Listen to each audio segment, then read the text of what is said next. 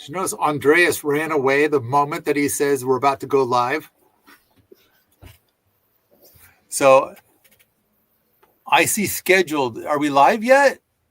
We're live. Oh, okay. So we're going to talk about AI today. And and we've got a little video to show you to kind of get things kicked off. A little video that Andreas and I put together a few days ago. But I know, and we're gonna talk about a very weird angle. The focus of it all is really, it's not about. I hope we're not going to be doomers, and we're not going to try to give our crystal balls a lot of exercise. Instead, I was asked the question of going back to college, and I think that's going to be kind of a route to it. And I feel like the answer is the answer I have for almost everything. A humble home and a large garden is the solution. But we've got several people. In fact, the funny thing is here at this moment, we have 4 talking heads. All 4 of us are engineers. So probably not a lot of doomer talk, probably not a lot of political speculation. I know that for a lot of stuff that we've been doing, like I got a bunch of hate mail with this new deck of cards we're working on, telling me about what a horrible person I am for using AI. And it's like, well, his name is Andreas, which starts with an A, but his last name is not begin with an I. But there's no AI in the cards. It's just me and Andreas. Well, and other people are chipping in too. But if you say it's Andreas and I, then it is AI. Oh, well played. But it was so the emails that I got were so hostile. And so when I told them there's no AI involved, I said, and now, it's been a day. I noticed you haven't backed the Kickstarter. Oh, I'm not going to ever back your Kickstarter. And it's kind of like, what's what, so that's what it was all about. It's like, I hate your Kickstarter because of the AI. Well, there's no AI. Also, I've gotten a whole bunch of weird hate mail about some of our videos and they don't ask if we're using AI. They say, because you're using AI, you're evil. And it's like, well, we're not. And then they go quiet.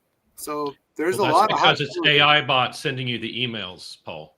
Oh, that and you know what? You may be joking, but I think that there could actually be some of that. In the hacker, remember the old hacker dictionary? There was an entry called "Ha ha, only serious." I do not remember that. Yeah, ha ha, only serious. Yeah. I do know that for me, when I was a software engineer, I had a list of what I called programming pearls that I kept with me, and there's a couple of them that work their way into permaculture, and one of them I still think of all the time is the fastest and most reliable component of any system is that which isn't there, and so. I felt like that was critical in software engineering, but it's critical during, so many people, they add all these complex things to their permaculture. And it's like, that's going to be your failure point. That's going to be the thing that gums everything up as this thing that you brought in to make things easier. All right. We're going to talk about AI. We're going to talk about, should anybody go to college right now? Lots of should sauce there. Lots of speculation, because really it's a gamble. You're going to possibly go into $100,000 worth of debt in order to be able to get a job that pays more. We're going to talk about jobs in general, things like that. But do you guys, before we look at this video, do any of you got a thing? I should introduce everybody. So there's Alan Booker, who's been on a lot of these. And you want to wave, Alan, since we don't have a name. So and then there's my co-author for the Skip book, Mike Hazel, Hello. who recently completed PEP 2. And then there's Alexandra Maleki, who's been out here multiple times and has recently completed PEP 2 from Skip. And so also all of us are engineers. All right. Does anybody have anything that they want to say before we watch this little short video? Well, that was easy. Andreas, let's do it. I'm sitting at a table with 3 strangers. Our host shares that she's thinking of going back to college to finish her degree in software engineering. She explains that she wants a job that pays better than her current job. I say, don't do it. The other 2 people agree with me. Then what should I study so I can get a higher paying job? I suspect that for any field of study, there'll be a lot of layoffs. The most productive people will stay on, and you'll find that you'll be looking for work with your freshly minted degree, competing against people with degrees and experience. Again, the other 2 agree with me. What do? I think if you live more humbly, save what you can, and prepare for long-term unemployment, you'll be in better shape than most other people. And then you can solve work stuff from a perspective of strategy instead of desperation. I then suggested buying some sunchokes and sticking them in her yard. With no further effort, in 2 years there'll be enough food to feed several people through the winter. The other 2 said nothing. I guess I became too weird. Most people go to college and take on debt. The idea used to be that you would then get a higher paying job and pay back that debt. With heaps of cash flow, you can have lots of fancy. In time, you can boost your income further to get even bigger fancy. 3 strangers agree that this is about to change. 3 strangers agree, do not take on debt. Cut your expenses. Save your money. My wacky advice is to retire in 2 years, maybe sooner. Fill your head with homesteading, gardening, and permaculture strategies. Practice fiscal humility. I think that a humble home and a large garden will solve all sorts of personal problems. It is the road to gratitude. To get land, I want to propose the SKIP program, joining our permaculture boot camp, and my attempts to get hundreds of thousands of homesteads to do what I call gardening gardeners. For a big garden, please see my content about an automatic backyard food pump. 30 minutes of gardening will feed you all winter. A humble home and a large garden solves almost everything.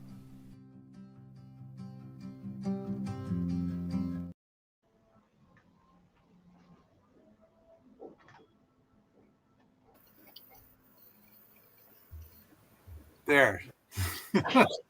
Okay, so that's and of course the story is much richer. We could talk about, and I want to point out too that at that odd gathering, which I could describe how it happened, but I guess it doesn't really matter. But all 4 of us were strangers to each other. Nobody knew anybody else. I do want to point out that the other 2 people at the table that were not asking were both engineers. So again, a bunch of engineers. For better or worse. Sure. Let's get the best.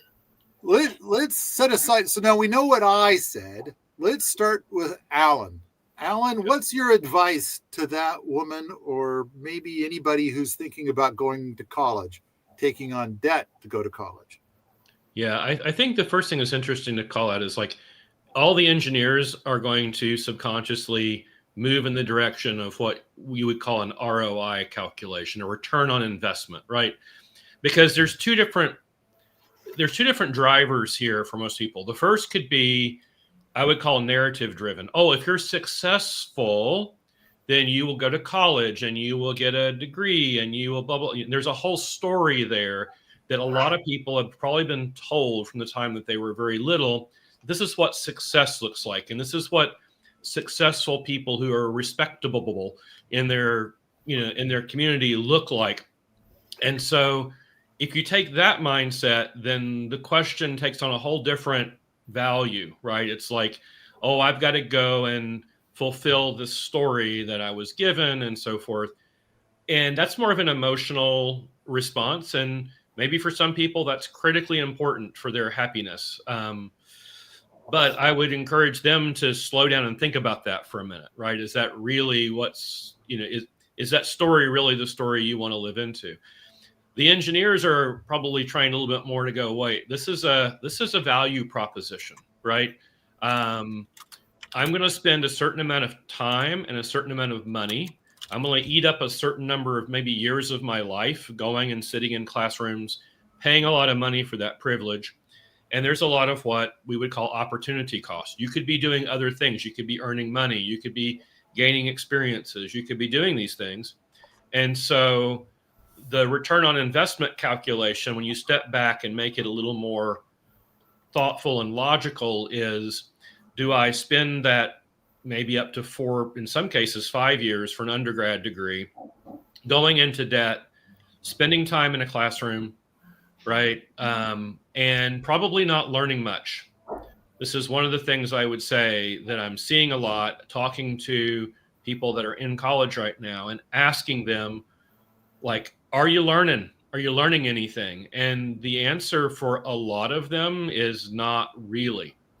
And so you're paying a lot of money, you're burning a lot of your critical time. And I would say that return on investment can be negative. It can be a lot of expense for no return.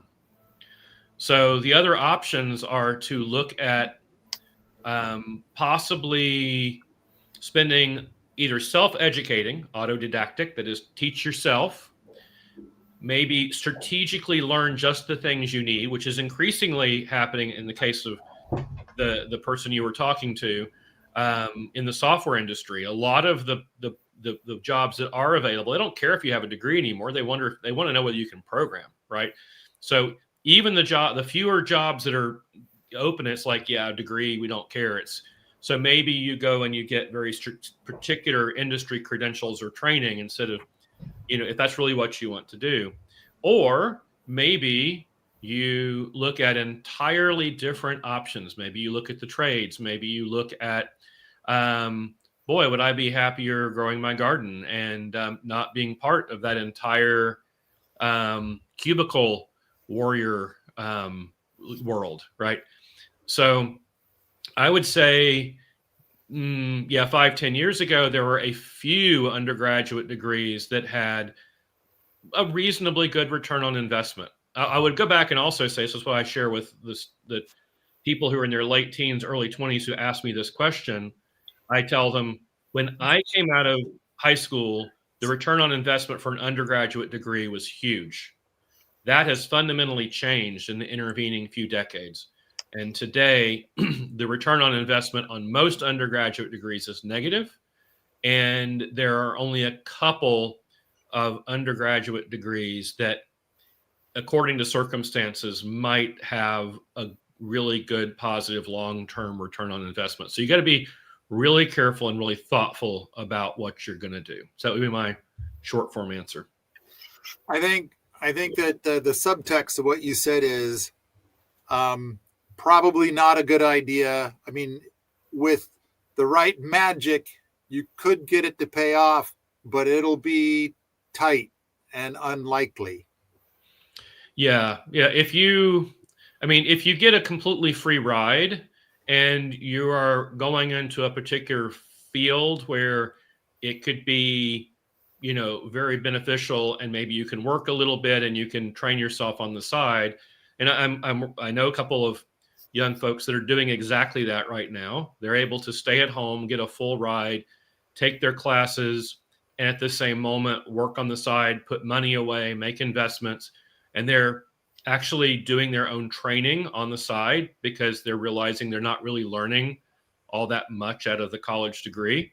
So, they're not going into debt to do that, which is completely the opposite of like, I'm going to turn 18, graduate high school, go 3 states away, and start, living in a dorm and paying huge out-of-state tuition with student loans, and I'm going to come out 4 years later not knowing very much more than I went in, but with $120,000 to $160,000 worth of debt. Yeah, that just sounds pretty, well, we'll use the engineering word for it, unwise at that particular, course of action. Yeah. Mike, what's your position on? So someone's going to ask you, hey, thinking about going to college. What should I go for? Yep. Yeah, I agree with a lot of what Alan said. And from, I don't know, the 80s through 10 years ago, well, maybe even still, are you going to college? Are you going to college? Everyone's going to college. You only do well if you're going to college. Everyone's got to go to college. And that just pushed so many people into the 4-year college degree system.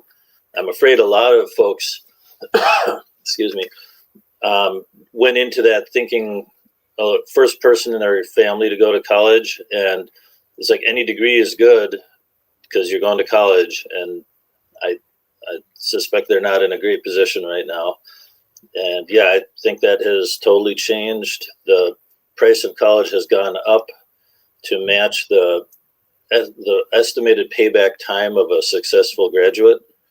So, and when I went to school, you can get an engineering degree for, I don't know, I think it's probably a couple grand a year.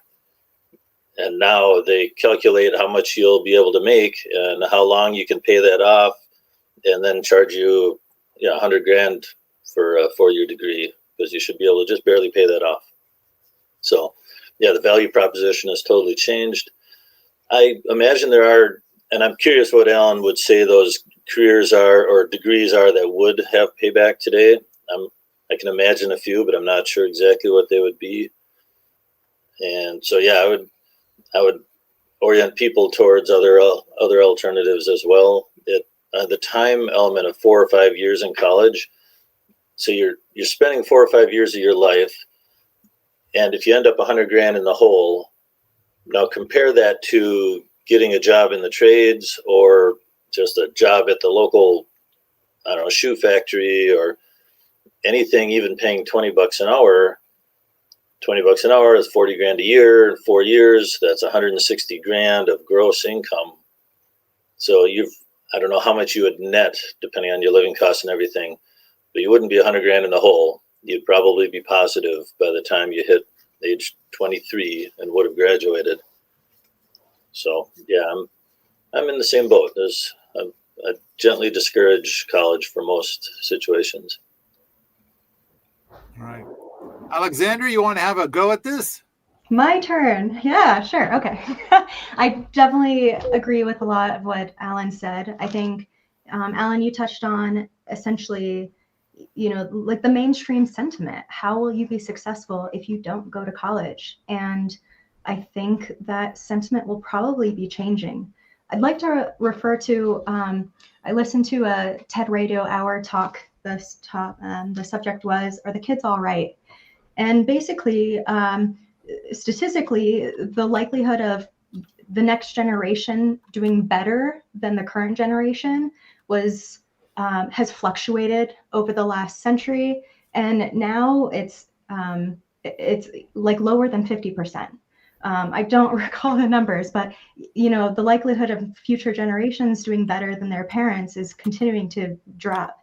My husband and I think, are both examples of us doing better than our parents, but I'm concerned about my kids. And so, and I guess to loop in Skip, the reason why I wanted to invest in Skip when it was a Kickstarter, the reason why I wanted to, do the program was to make sure that it could be a viable program by the time my kids are 18 and need to figure out a future pathway, because I don't advise college for them. I think you can have a much more lovely future without it, but it really goes against the grain. And so, I think I can't, it's hard for me to kind of do a generalized statement because I think everybody's situation is different.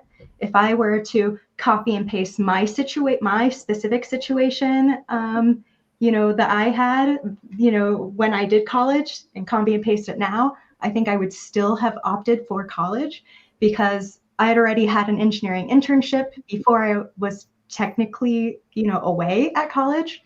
I had, amassed a certain number of college credits from dual enrollment IB, AP. And so I had an engineering internship when I was 18. And so, for me, that was a secure job. I would definitely get the degree so that I could have gotten that full-time career. And so, I think it really depends on everybody's unique circumstance, but I think generally, I don't know.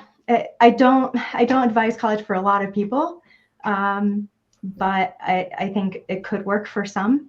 I think there is a Forbes article for specifically talking about AI and the crystal ball involved in AI and how that could impact the future.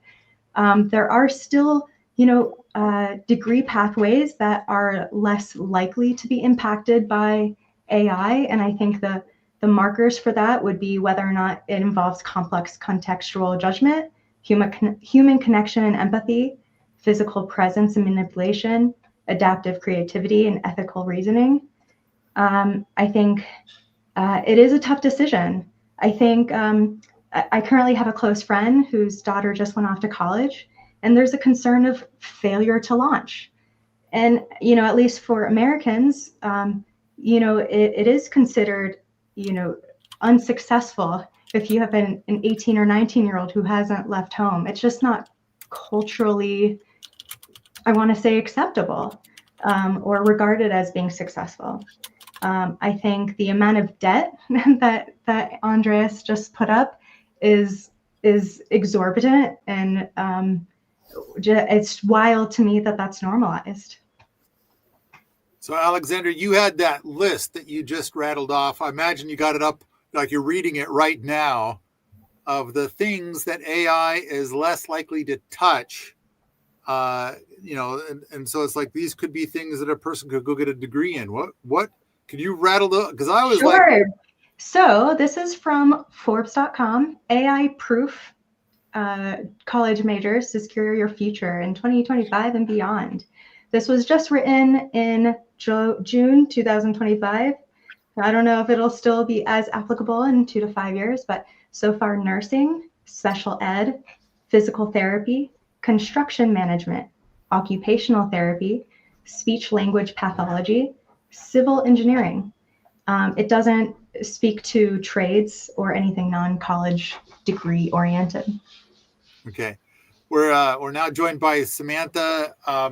Samantha, I think you know what we're talking about today. When the question is put in front of you about, I'm thinking about taking on $100,000 worth of debt to go to college. What should I study? Your answer would be? Well, I think that it depends. I mean, college could be valuable for somebody who has a career plan, a path that they need college for. But I think the idea of just going to college because you think that jobs at the end of it doesn't make any sense to me. There's a lot of other paths that are cheaper and way more fun, like doing the boot camp or doing skip. And you can have all the things you want. You don't really need college. But I think there's probably people who have a specific path, specific life path that will require college. And then that would also be the people that would want to go. And will they be able to pay their $100,000 back? Well, I think that would be part of their plan, right? I mean, if you have a job that will, require college and pay for college, you have to figure that out. I think that's the issue. I think that traditionally it's been like most people who go will eventually get the money to pay it back. And and that's part of what you'll be taught in college, which kind of isn't, but it kind of you know, in the end, it does work out. And the average amount of time it takes the average American to pay back their college debt is 20 years. And so some people, it might take them 10 years of struggle before they finally, you know, get into their groove and earn enough money to start paying back those debts. But I'm concerned that there's now there were some things that just got listed off, and I want to take on some of those things and debate them. But my viberoonies are there's nothing. And now let's just kind of backpedal just a little bit and talk about, well, why? And it's like, so we started with that little video of me and 3 strangers sitting around a table, and one woman is saying, like, I'm thinking about going back to college. There was another woman there. She was a software engineer, and she was talking about how she got out of college 5 years earlier.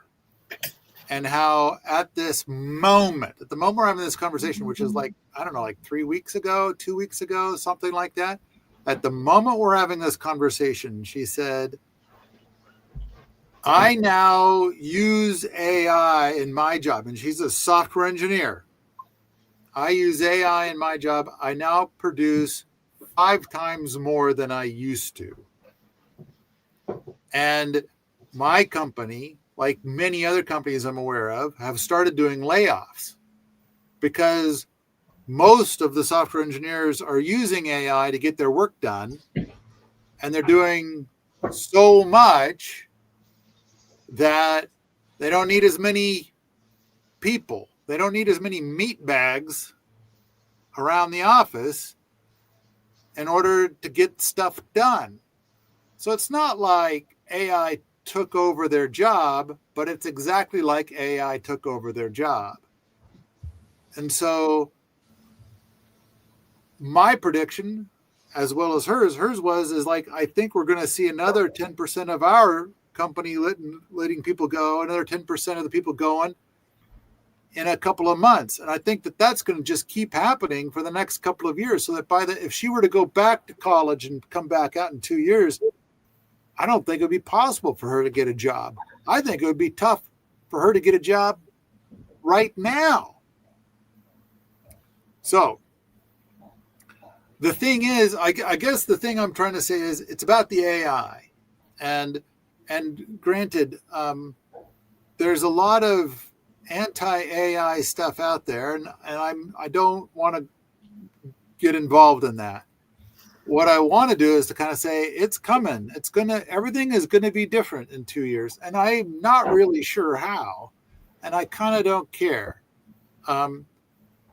Yeah, I have to jump in here for fun, because as soon as I heard that list from Forbes, I was like, that sounds AI generated. I think that list is probably AI generated. So if you saw me looking off screen, that was me talking to ChatGPT. And I said to ChatGPT, I asked that question to ChatGPT, and guess what? The list of jobs that almost point for point was what Forbes listed. So either Forbes pulled from AI or AI pulled from Forbes, or some combination thereof. That's how this whole thing works now.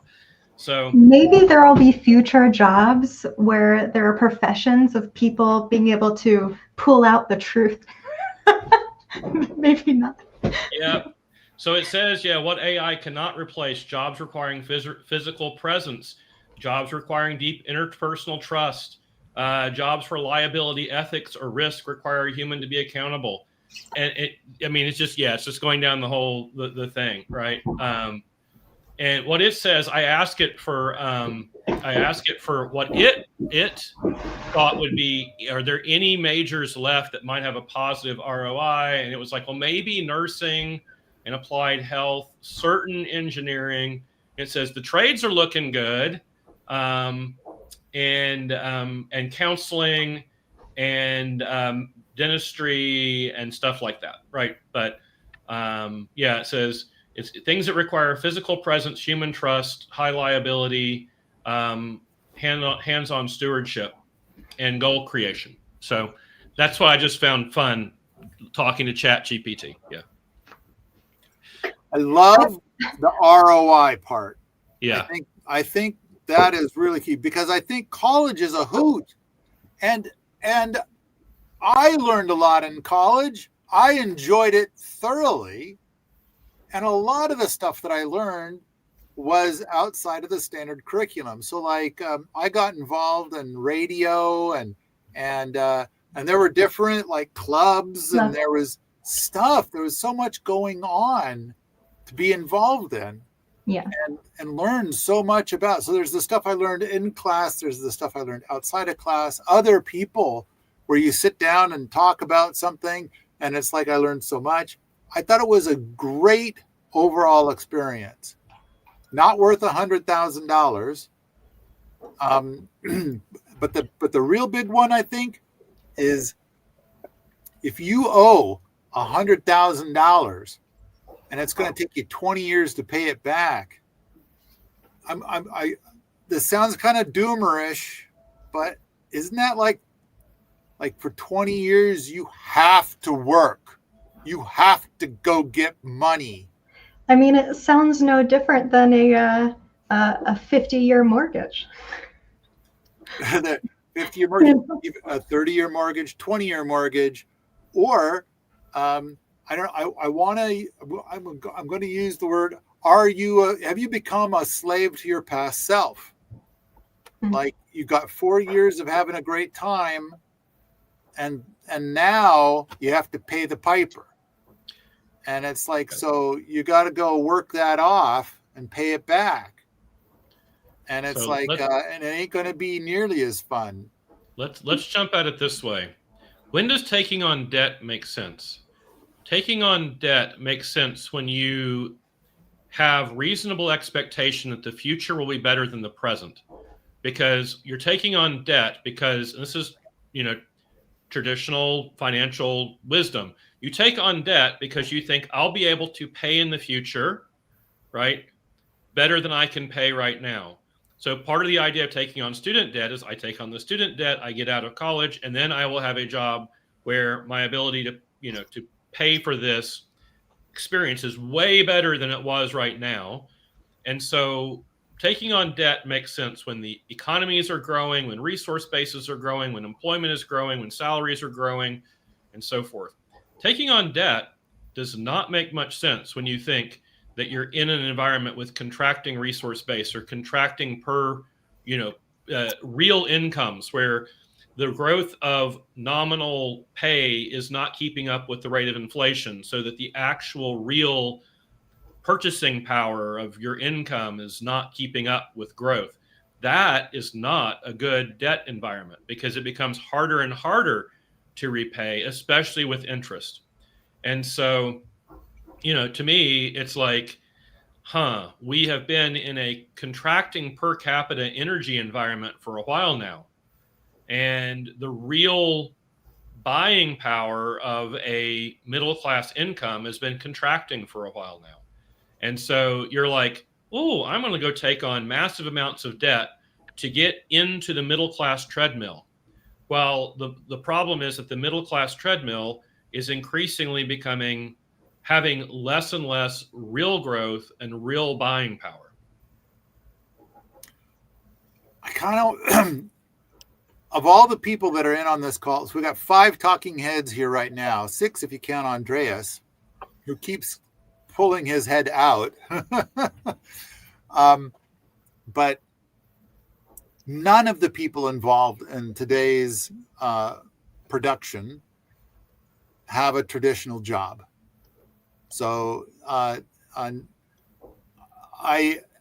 kind of feel like there's something to be said too. Like, when you're thinking about going back to college, is it that you aspire to have a job? Do you aspire to a workplace where you get paid money, and of course, to do what somebody tells you to do because they have a profit model for whatever it is you're going to do? Is that what you aspire to?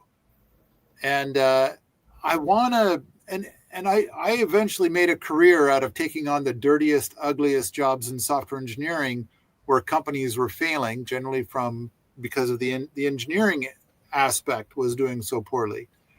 Once in a while, I would get hired to be like preventative in that space, but basically, I took on this role of working with people that were particularly poor communicators.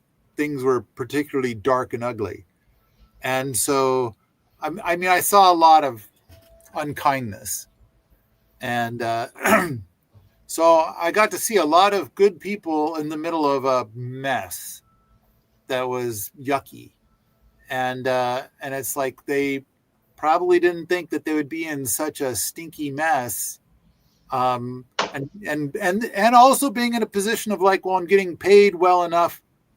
I don't want to try for a different job that's just as shitty but a different smell. And I also need my cash flow from this job to not be interrupted, because I'm spending it as fast as it's coming in. So I don't know. The aspiration for a job. I mean, this has come up from all of us throughout this conversation. You know, the idea of going to college is to get a higher paying job.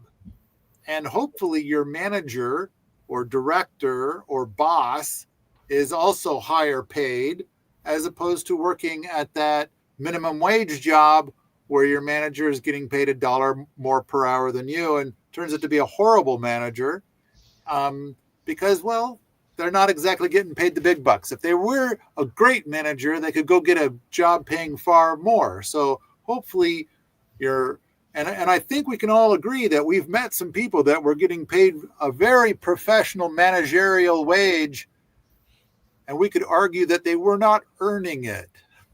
I'm not everybody. I suspect. I know I've met some people in managerial positions that did an amazing job, but I've also met some people that were absolutely horrible. True, everybody's got the same experience. Sure, and to your point, Paul, about people wanting a job, or a career, or a job, or traditional job, and somebody who's maybe 20 today, we'll say they have 45-year-old parents. They see potentially, assuming, well, if they grew up like I did, they see parents that had a career and a job and a regular income, and that was just what all their friends' parents did, is just the standard thing, and maybe even their grandparents had just a good middle-class job. So they see that as stability, and you're going on vacation, you got food on the table, and then you're told, go to college, go to college, go to college. So I can totally see you as somebody who's sitting there at age 18 with parents that maybe it's 2 college degrees and 2 jobs, but they're making ends meet. It all looks good, so they go for that job, the career, the college, but things have changed. So they're not, I don't think they're going to come out of college in the same position that their parents did. So I think people are aspiring to those jobs because there's stability and familiarity. They see it all around their neighborhood growing up. I think a big part of what you and I wrote about in the Skip book was the idea of skipping college, skipping 40 years of a worky job, and going directly to retirement. And we could talk about that in a moment, as 2 people on this call have completed PEP 2, and but I was thinking about it the other day. Somebody pointed out that Permies.com is now 20 years old, and I remember when I first bought the domain and stuff, and it's like I was still working, and I still had a career, and I was still involved in software engineering, and about the time I started Permies.com about 20 years ago, I got out, and I pursued this instead, a non-traditional path. All right, all I'm trying to do is to say if you've got $100,000 worth of debt, even if the economy were, even if AI wasn't happening and everything was going to be predictable, which I think now it is not predictable, but if it were, then the prediction is that you're going to be locked into a worky job for at least 20 years. And while I don't want to use the word slavery because it's not exactly slavery, it kind of is. Your current self is a slave to the choices of your past self. And so, and then along the way, most people also get a mortgage and take on car payments. And so now, as much as they may have cleared off their student loan, they have other loans, they have other debts that they now need to clear off. And so they're still beholden to choices of their past self. All right. I kind of want to move into the whole space of the permaculture solution, but I do have some other notes that I made while we're talking about this. But I do think that some of Alexander's list, which is verified as possibly created by AI, I thought there were some things on there that I hadn't thought of. So one of them is something where it's a job that requires empathy. So if you're going to go into psychiatry, I'm not sure AI could help with psychiatry. Like, wouldn't you need to go talk to a person? Wouldn't it have to be a human being that you're going to go talk to? I don't know. Yeah, we're engineers. Controversial too. You know, I don't invest much of my time in AI, so I don't know if I'm the best person to contribute to AI conversation. But I hear about times where a chat bot can be more personable and empathetic and caring than their doctor or something like that. Wow. Like, you know, the problem is they are. Ooh. Yeah. A lot of doctors don't have good bedside service. Right. Because your problem is that your doctor has this throughput that they have to monetarily like, they can see this many patients, they have to see this many patients per day for insurance and so forth. Whereas your chatbot can sit and listen to you for hours. And what it's doing is it's not intelligent at all. What it's doing is it's parroting back to you statistically the most likely response that other humans would give to that thing. And so this is why in some presentations I've given on the dynamics of AI, I've called the current chatbots an amplifying resonance chamber, which is basically when you come in and start talking to it, it is trained on hundreds of millions of Reddit posts and YouTube comments. And yeah, it's as scary as it sounds, right? And what happens is if you come in and you use it like I do, which is I come in and I'm asking it really technical, very focused questions, then the questions I'm asking it, almost everything it's been trained on has been from research papers and engineering and release notes and from software systems and everything. It gives me back very technical, very dry stuff. But you let a teenager come in and start talking to it a little bit, and what happens is maybe they start to talk about how they're feeling a little depressed. Well, it's going to go out and statistically gather the responses that other teenagers might give back in support from all these chat things. And it's going to come back. And the resonance chamber is it's going to adapt and come back with what you're giving it. And so what it does is it amplifies what you are doing. And this is why right now, OpenAI is being sued by the parents of a 16-year-old whose name I believe was Adam, who ChatGPT basically commiserated with his suicidal thoughts and talked him all the way through committing suicide, encouraged him to do so. Because whereas when I come in and I'm coming in from an engineering standpoint and I'm asking it technical questions, and it amplifies that back and resonates with that and gives me technical dry answers, you put a emotionally vulnerable 16-year-old behind it and let them start realizing that it empathizes with, it's statistical empathy is what it is, right? statistical empathy. Statistically, what would an empathetic response look like? I have a model of that from other human beings. And then it starts going back and forth, and it starts resonating because it's designed, its training algorithm is to empathize with people and give them back stuff so they keep on using it. And pretty soon we have the other far end of my experience of it being technically helpful if I know how to prompt it. Now the other far end of that is talking a 16-year-old into killing themselves. Well, that got dark really quickly. Maybe we should transition. There it is. That's Aww. Adam. Yep. Okay. I didn't know about that. I think the next bit to talk about, and when we've brought this up before, a lot of people say that's why everybody should study the trades instead of regular 4 years of college stuff. Like they should become plumbers and the like. And and my response to that is, and I don't have universal support. Well, and plus to address some of the stuff that Alan just said, there is the AI of today, and I think in 4 months it'll be 2 or 3 times better. And 4 months after that, it'll be 2 or 3 times better than that, et cetera, et cetera. Before we do change topics, actually, I am curious to kind of get some of Alan's insight on something I've been wondering, which is I'm starting to see and hear about how AI is permeating classrooms. And I wonder, from your standpoint, is AI watering down education? Is it improving it? What do you think? So let me just see if I can summarize quickly. Yes. Maybe both.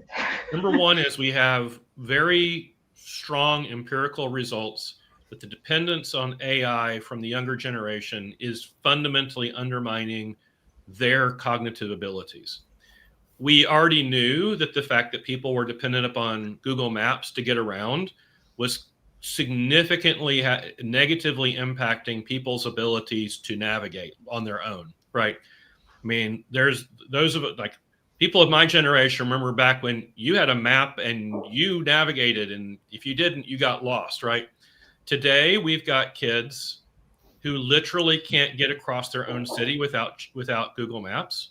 Wow. And they have no idea of how to get around. And it's like if Google Maps fails. Now, imagine taking that and applying it to all forms of cognitive tasks. That's what we're getting. One of the 19-year-olds that I've been talking to was telling me a story about walking into college classroom, and one of the girls sitting there had ChatGPT on her phone in voice mode, and she was chatting back and forth to it, asking it questions about what the conversation that she had with this boy she liked meant. What did he mean by that? What should she say back? It's like what we're getting to now is we're even getting to the point where we have a lot of kids that are outsourcing their emotional intelligence to these tools. And yes, so it is kind of dark, but that's, from what I can tell, that's the reality of what we're dealing with right now. So sorry to be dark, but that's just, the information I'm getting right now from working with that age group. So it sounds like there aren't very many positives. No, I've told people when they ask me that it's my estimation at the moment, because of how toxic this is getting, that nobody under 14 should be allowed to use a computer at all. Sorry.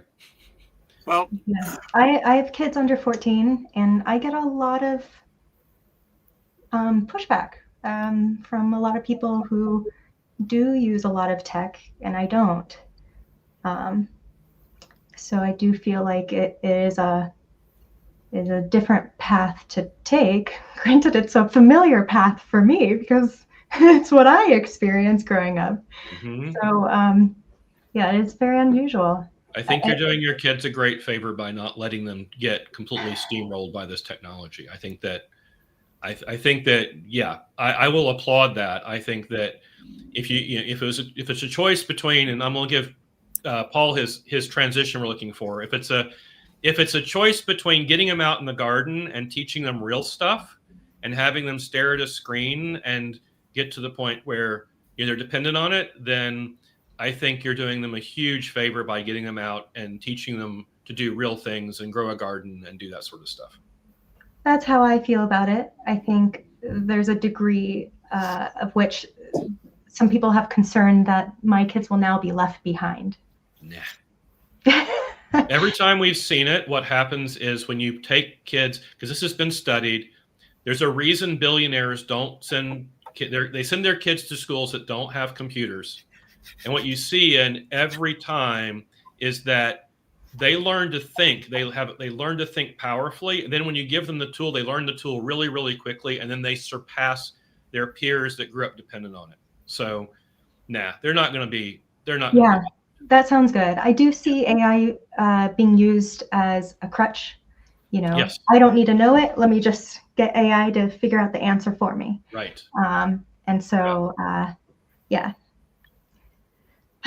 Tricky. It's a tricky future. It is. I'm going to take a different tack on that than Alan, which I know sounds like suicide to say anything contrary to Alan ever. But I've done it before and survived. And so I'm going to say that there's another school of thought. And that is because whining and lying and stuff like that has been a tradition of children and adults for millennia. And so basically what you see in high school is there are some people that are hungry for knowledge and want to know it all. And they want more and more and more. And those are the people that are going to be doing well in college, and they're going to be the leaders of our communities in the future. I call that cultivating a love for learning. Okay.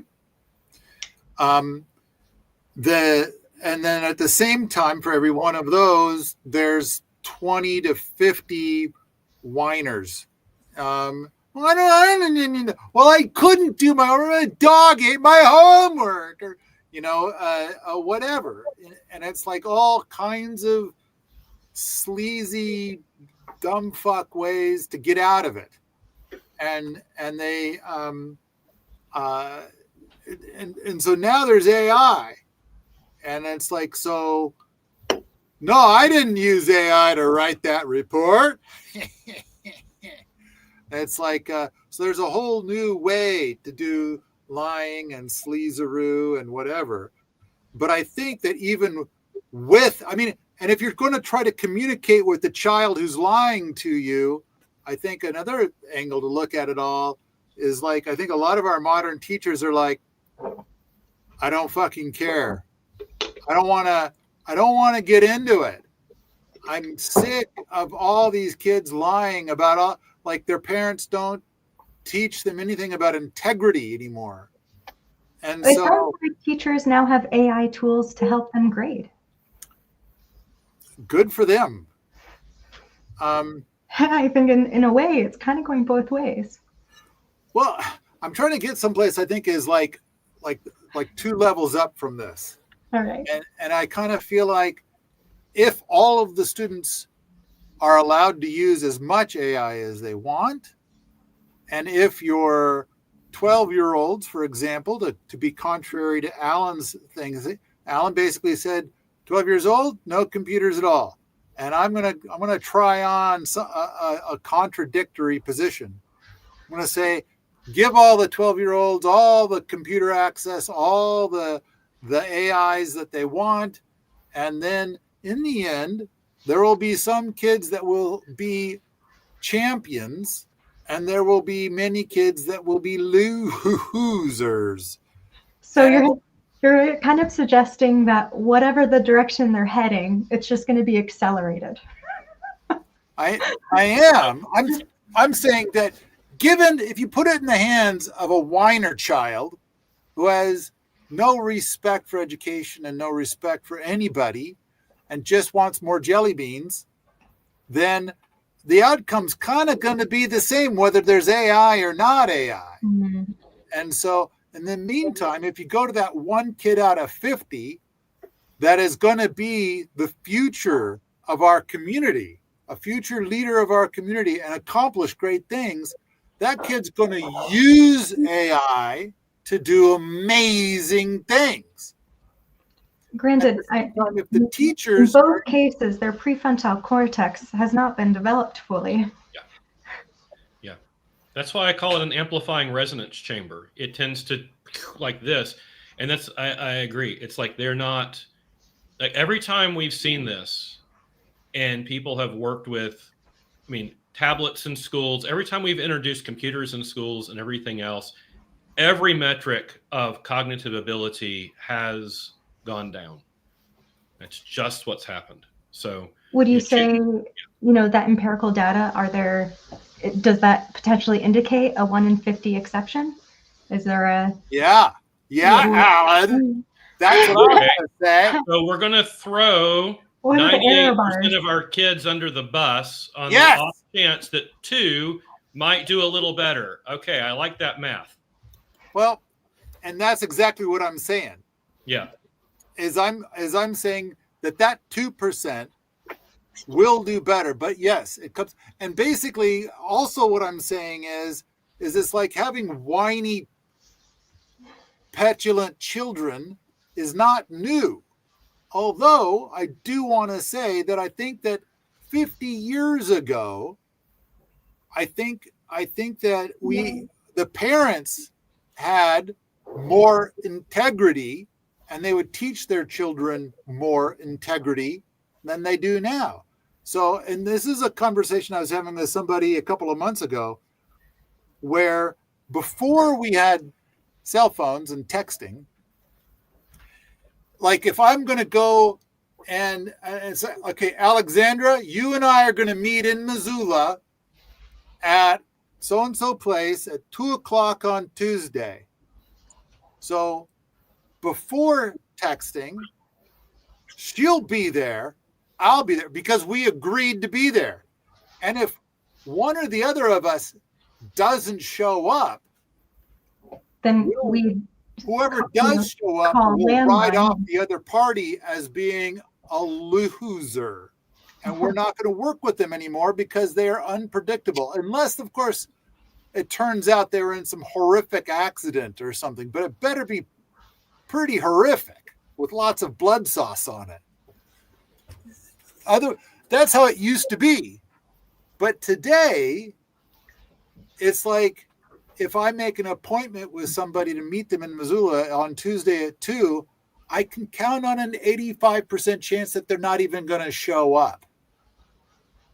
And they won't even bother to give me an excuse. They might not even bother to send me a text. And it's like, this is called gaming the system, as advocated by that douchebag that wrote that 4-Hour Workweek book. I know what his name is, and I don't want to say it out loud because I hate him so much. Teaching our world that being a power douche pays. And so our world has just complied. And it's like, let's all be douchier. So when we're talking about our modern education system, and our kids are being pumped full of douchebaggery, I kind of like the idea of throwing 98% of them under the bus. If being a fucking douchebag is what they're taught at home, and those are the values that they've signed up for. It's like, go ahead and sink, motherfuckers. Now let's take the 2% that for some mysterious reason have integrity and help them rise above this sea of mediocrity douchebaggery and be amazing by using the tools that are available. I think Alan's concerns are valid. Are we going to teach that 2% to just listen to themselves in an echo chamber, or are they going to rise above that and leverage these tools to be brilliant? And I think it's the latter. I think the problem is that the other 98 people are going to be your neighbors, and they're going to be they're going to be the people teaching you have to work with, and so forth. It's like, and I will disagree with one thing. whiny children is fairly new. Whiny children is a newer phenomena. If you go, and I have worked with and been with indigenous people groups all over the world, their children are not whiny. They're actually amazing. They are fun, and they are on, and they never complain, and they're always smiling and so forth. Basically what I would say is, having worked with indigenous people who are deeply nature connected, all the way up to people who live in, $30 million penthouses, and their kids have all the googads and doodads and AI and so forth. Guess which kids are the ones that are whiny and everything? It's those that have all the stuff, right? That's it. So you take all that stuff away from them, get them out, let them play in the woods, and let them grow a garden, and mysteriously the whininess just goes way, way down. Okay, just real quick. Am I seeing this correctly? Did somebody just give me $2? I'm looking at the $2 comment. and bought a 64 pack of your book. Wow. Thank you, Eric. Yeah. Although, yeah. Okay. Cool. I've seen this a couple of times before on YouTube, but cool. I got $2. And 64 of my Better World book. That is, and I love it. I hope there's 64 people that will actually read it. And I feel so passionately about that book. Oh, thank you. But now back to what Alan is saying. Alan, I agree with your analysis, sir. And the only thing I'm kind of thinking, like, if you're going to teach douchebaggery to your children, I hope your children go down in flames and that they get fucked by whatever's about to happen. And I will point and laugh the whole way. And that for those people that choose to teach their children integrity, decency, and what is fallacy, and your child is amazing and does well with AI, leveraging AI to be above, because I kind of hate to see the douchebags win. And I think if you take a smart kid who's got integrity and decency and give them access to the AI, I think that's kind of the only chance they're going to have against the douchebags. And so I like the idea of them mixing in the decency and integrity and knowledge of logic, reason, and fallacy, and leveraging that with AI to master AI, make AI their personal bitch instead of AI making all those other 98% their personal bitch. And so that's the scenario that I want to see. And as long as people keep teaching their children how to be a douchebag and how to win the douchebag game, I'm just going to get really giggly as they go down in flames. And I don't know what else to do here. This is interestingly like one of the places where Paul and I are probably the farthest apart, because to me, it's not the kid's fault, right? You have this child that was born, and they had so many possible futures in front of them. And so I don't want to blame a child for a parent that takes all that potential and does something really unwise with it and turns that child into a mess, right? It's like, and the other thing I would say is I've had to work with some of those kids that have come from those families, and they even as teenagers, right? And you realize that humans are remarkably resilient in some ways, and that if you can get them to interact with a human being that actually acknowledges their value and their potential, that sometimes they can their outlook can totally change. Exactly. They can bounce back from like incredible trauma, right? Yeah. And so, Paul, I would just say I'm gonna put this pretty strongly. I would caution against this kind of approach in saying that in that way, because some of these kids come from backgrounds of profound trauma, and it's like, woo, and some of these kids that are acting out in some of these ways, it's because they've been abused psychologically, physically. It's some deep stuff that we're like working into now, and I've had to work with this in different communities. And so yeah, I'm just gonna say I'm not gonna go there with you, Paul. I think that yeah, I mean it is true. The parents are gonna reap what they sow, right? I'm going to put in my 2 cents here, because I also will align more on Alan Booker's perspective.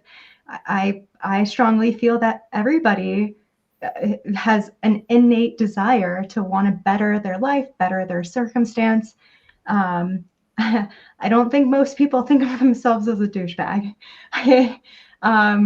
And I think a lot of people are simply doing the best they can. Mm-hmm. So I don't look upon others in a punishing way. I think, yeah, that was you had some really strong opinions on that, and I don't agree with that. I think that the world is getting to be very sleazy, and I think there's been some big change, and I really think it has to do with values at home. And I think that a lot of the teachers are just getting sick of dealing with it, and now while there are teachers that still have hope to find that 1 or 2 students per year that they'll nurture, they're kind of writing off the rest as part of the mass. And today's conversation is about AI and about the permaculture solution to AI. And it's like, I almost forgot. And there's going to be the opportunity for 1,000 tangents along the way. And at the same time, I enjoy the fact that Alan Booker and I have such different opinions on this. And I suspect that if we were given 12 hours to explore this, we'd find out that our opinions are actually the same, but just expressed differently. But it's all in the details. But all right, setting that aside, the next thing I wanted to go to was about trade skills. So we started all of this where there was somebody saying, I'm thinking about going back to college. And then we kind of expanded it to be like, what's our advice to anybody going back to college, or anybody going to college at all? Like, they're going to take on $100,000 of the debt to get a 4-year degree. And then there's been some mention when I've talked about this in the last week or two, a lot of emphasis on trade schools. And my response, and my guess, I think that I'll be the only one probably to have this opinion. My response is that I think that in 6 months, we'll start seeing the first of these robots loaded with AI coming out. And there's been talk of how everybody will want to have one. It'll do your chores. It'll cook amazing meals. It's going to be this great household helper. But even more than that, if you need medical attention, they will provide possibly better medical care than you could get in a hospital. If you need plumbing in your home done, it will be preloaded with the experience of the world's 1,000 best plumbers. Same for an electrician, same for the trades. Now, apparently, the first versions of this are 6 months out, and we know they're going to be clunky. And then at the same time, whatever comes 4 months later will probably be 2 or 3 times better. Whatever comes out 4 months after that will probably be 2 or 3 times better than that. So our conversation is about, we started with the idea of this woman probably going to go to college for 2 years. And what's the job market going to look like after 2 years? Now, I think most of your trade schools, it's 2 years of training. And right now, there is massive demand for skilled mechanics and skilled trades. But is that going to change in 2 years? So like if a person's contemplating going to 2 years of school and they have to go into debt for 2 years of school, when they come out, I don't know whether or not the robots will have gotten there yet, but I think that the robots are going to be there, I think in 2 years, but I think some people here are going to say, yeah, they'll be there, but it'll be 5 years. So, all right, starting with Alan, where are we at on that front? I have a very sophisticated algorithm for determining, and it's been really pretty accurate, and it's like this. I take the most optimistic estimates, and those usually come from the people who are selling something or talking their book and so forth. And I take the most pessimistic, estimates, and I kind of like go to the messy middle, and that's usually about where it winds up, somewhere in there. So, if I took the most aggressive, like Elon Musk estimate of we're all going to be buying robots that do all these jobs in 6 months, I was like, that's probably not going to happen. That's him talking his book and being hyper optimistic. And then people who are like, yeah, it's going to be 10 to 15 years before that even starts to happen, and very pessimistic. Those are the tail ends. And so to me, like the bell curve of probability is somewhere in there. So I'm going to guess that we're going to see expensive early versions in the next couple of years that start to, make inroads into very specific high risk areas first. That makes the best sense. Like, can you put a robot into a high risk environment where, it would be dangerous for a person to be there, and you can spend more for a very high end robot and, get a person, and that would be where it will come in. And then it'll probably then work its way down the market into more, low value and more jobs that you could typically get a low wage laborer to do. And so I'm going to say that it'll roll out over the course of a number of years. And that's just probably my best guess if I had to bet on something today from using my messy middle algorithm. Okay.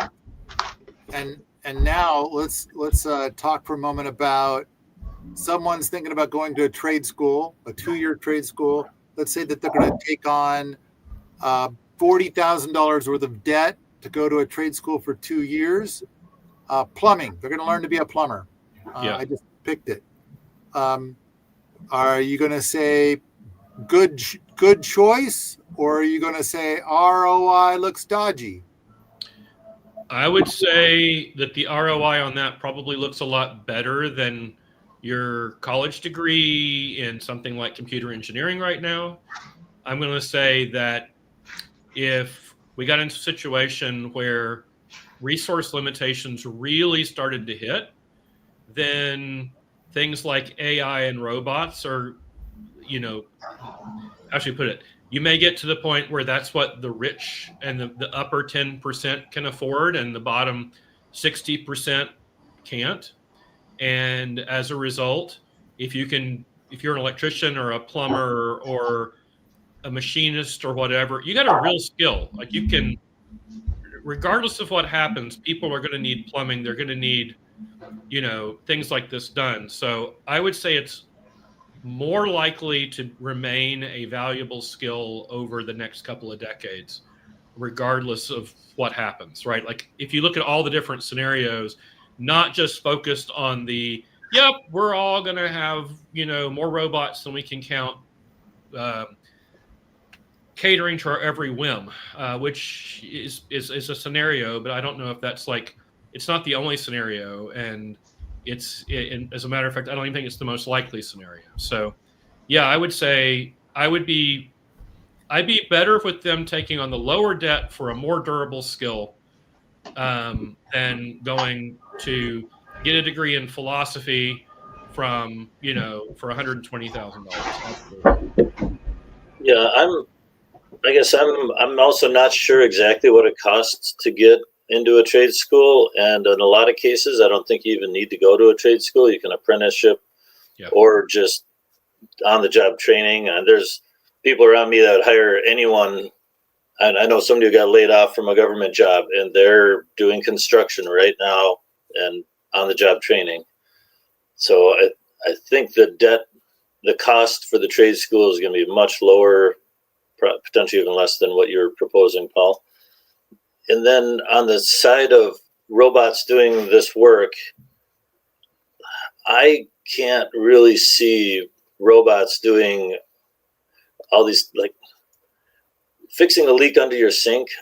I have a hunch a robot, even 10 years from now, would make that leak worse and probably destroy something else. Now, you look at what the average skilled tradesperson does when they go into your house to work on something, or if they're pulling cable out in the ditch in front of your house, they're up on telephone lines, they're cutting down trees. All these kinds of things are so beyond. You need a set of eyes and a brain, and things that humans just have. I maybe I'm out at the tail end of that bell curve, but for an actual AI powered robot to do most of the trade work, I don't see it happening for a very long time. I'm sure robots in factories that are doing simple assembly of heavy components, yeah, definitely, they're already doing that. But if you're framing up a house, you just follow along behind an actual trade worker and what they're having to do to get things lined up and have it turn out right. I can't imagine a robot cutting trim and putting it on good. Just any number of things. They'd have to have two people watching the robot to fix it whenever it screws something up. It feels like to me. If it's an in-the-house robot, I think that'll just be the toy of the rich. If us normal people can't afford a new car, we sure wouldn't be able to afford a robot that can also fix our plumbing. All the plumbing and all that stuff would still have to be hired in. So I don't know. That's just my position. I think the trades are going to be very solid for a very long time. Plenty of elder trades folks are retiring. We can't build enough houses. As has been mentioned in the chat several times, Ford is looking to hire thousands of people at over $100,000 a year. I think it's a pretty safe, a much safer career path certainly than college. I think it's easy to say that it's safer than college, and that was the response I was going to have to Alan's stuff too. Is like Alan didn't answer my question, and he evaded it masterfully, I'll say, but still didn't answer it. And the question is, someone saying, should I do it? Should I put in? And I'm going to leave behind plumbing and jump into trade. So a lot of trade schools are 2-year schools, and it's going to cost less to attend those schools, like less per year, but you're still going to have living expenses for which the bank's going to loan you money to be able to have a place to live while you're attending school. So rather than $100,000 for a 4-year degree, I'm going to say it's $40,000 for a 2-year degree. And someone's saying, I'm thinking about going to trade school. And then, what do you think, Alan? Should I do it? Now, I think that Alan's response could be something about like which trade exactly. Some trades will be less affected by AI than others. But it's like, so first, as a generic rule, because I think we've kind of concluded that with the 4-year degree, it's kind of like, if you're going to go into debt, very unlikely to get an ROI. But Alan, 2-year trade school, $40,000. Should that person do it? First thing I would say is Mike is absolutely right. Some of these apprenticeships let you come in and do it, and they'll even pay for what training you need. So you're actually earning money while you learn. Yeah. And I think that's a big win, because you're learning common sense, right? Which that's a life skill, right? Going in, doing any kind of construction or any of these trades, you start to learn common sense. And for some people who've been high schooled and college, if they've been in any college to death, they have no common sense. That's a win. But the thing I would say is, this is not hypothetical for me. I have people I'm talking to, they're in their early 20s. This is where they really are. And for some of them, they're like, I want to go become a master electrician. And we've looked at it in their circumstance. The answer is absolutely makes sense. Right. And because it gives them this life skill, it's going to, at this point in their life, they can do it. They can get an apprenticeship that helps offset that and so forth. So I can't give a one size fits all answer. I will say that I think regardless of best case scenario, we're going to need tradespeople. We're going to need a lot of tradespeople for a good while. I agree with Mike on that. I think it's going to stage in over time. So I think we're going to need some tradespeople. I hope that we have some really sharp young people going in that direction, because I would really like to live in a world where I can go into buildings where the plumbing and electrical are actually working, and it's not, raining sewage on my head and catching on fire because we don't have any tradespeople that can keep the buildings running, right? It's like, yeah, it's going to take a while to get to the point of displacing all the tradespeople that make the infrastructure of civilization actually run. So I think that by and large, it is a reasonable path for people who have that particular interest and that particular aptitude. I think but it's not for everybody. So there's no one size fits all answer. All right. Mike, you got anything else to add to that? No, I did look up the average cost of trade school if you were to go to one is 12 to 20 grand according to AI. And the nice thing is they're often kind of local, so you can just maybe live with mom and dad for a year or two as you're doing that. So that's all. Oh, that opens a whole other can of worms. Well, never mind. Close the can up and keep going. Yeah, living with mom and dad. I mean, I do think that that's very wise, but oh my, what a can of worms. And the idea is it's local. You don't have to go half a state away to go to college. You can go to a trade school probably in your county. So the amount of debt that you would take on would be less. Yep. Less than 40. You might be able to get it done with something less than 15. Yep, or free, but yeah, at least even if you're paying for it. Yep. Yeah. All right. Alexandra, the question on the table is, going to go to trade school, $40,000 worth of debt, 2 years. What do you think? I would say this is probably out of my wheelhouse. Okay. Granted, my husband and I personally would like to encourage our kids to go to trade school. So that's how we feel for our kids. Samantha, you got anything to weigh in on this one?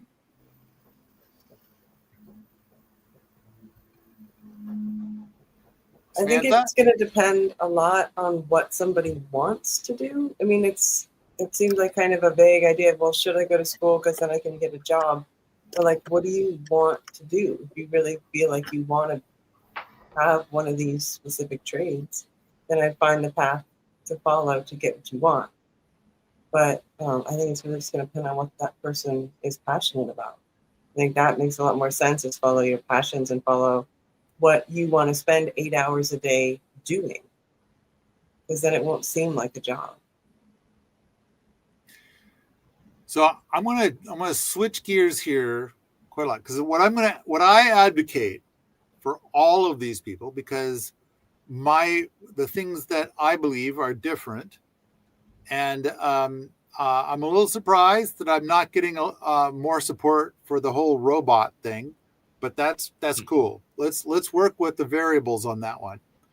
But let's start with Jacob Lundfisker's book, Early Retirement Extreme. And I've got a thing on YouTube where while writing the Better World book, we interviewed, Sean and I interviewed Jacob Lundfisker for, I think, 3 hours, because there's a chapter in the Better World book that explores early retirement extreme and mortgage free by Rob Roy and some other ideas on top of that.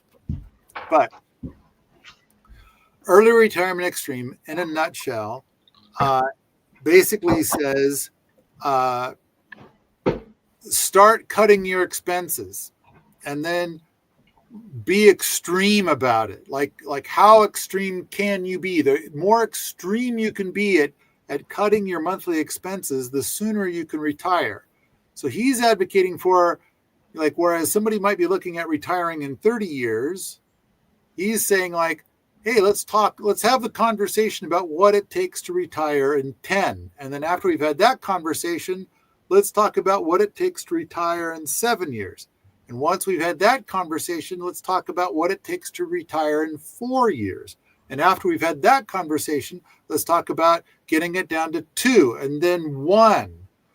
And it's like, now granted, a lot of it is living humbly, and then humbler than that, and humbler than that, and humbler than that, combined with, and this is the tricky part for me, combined with take the difference, the money that you're making that you're not pouring into living expenses, take that money and invest wisely. And that's where I think it's like saying gamble wisely. And it's like, that's where you lose me. So, but I think that the parts where he talks about in his book about, what does the extreme mean and being humble and cutting your expenses, that's some very important stuff. And if you can live humbly and cut your expenses, then I think that your life becomes far freer. Once you get out of debt, now you can do anything that you want, and you can go do, if you want to, like, let's say you got $1 million in the bank. Do you want to continue working? Do you want to keep going? And some people do.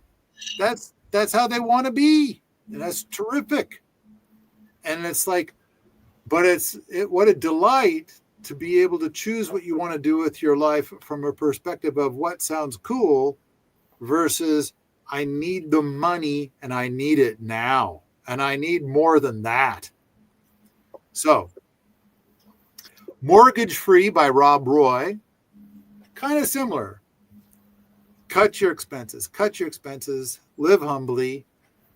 And then instead of taking that money and investing it wisely, instead it's going to be save your money up to be your grub stake. And you're going to buy acres.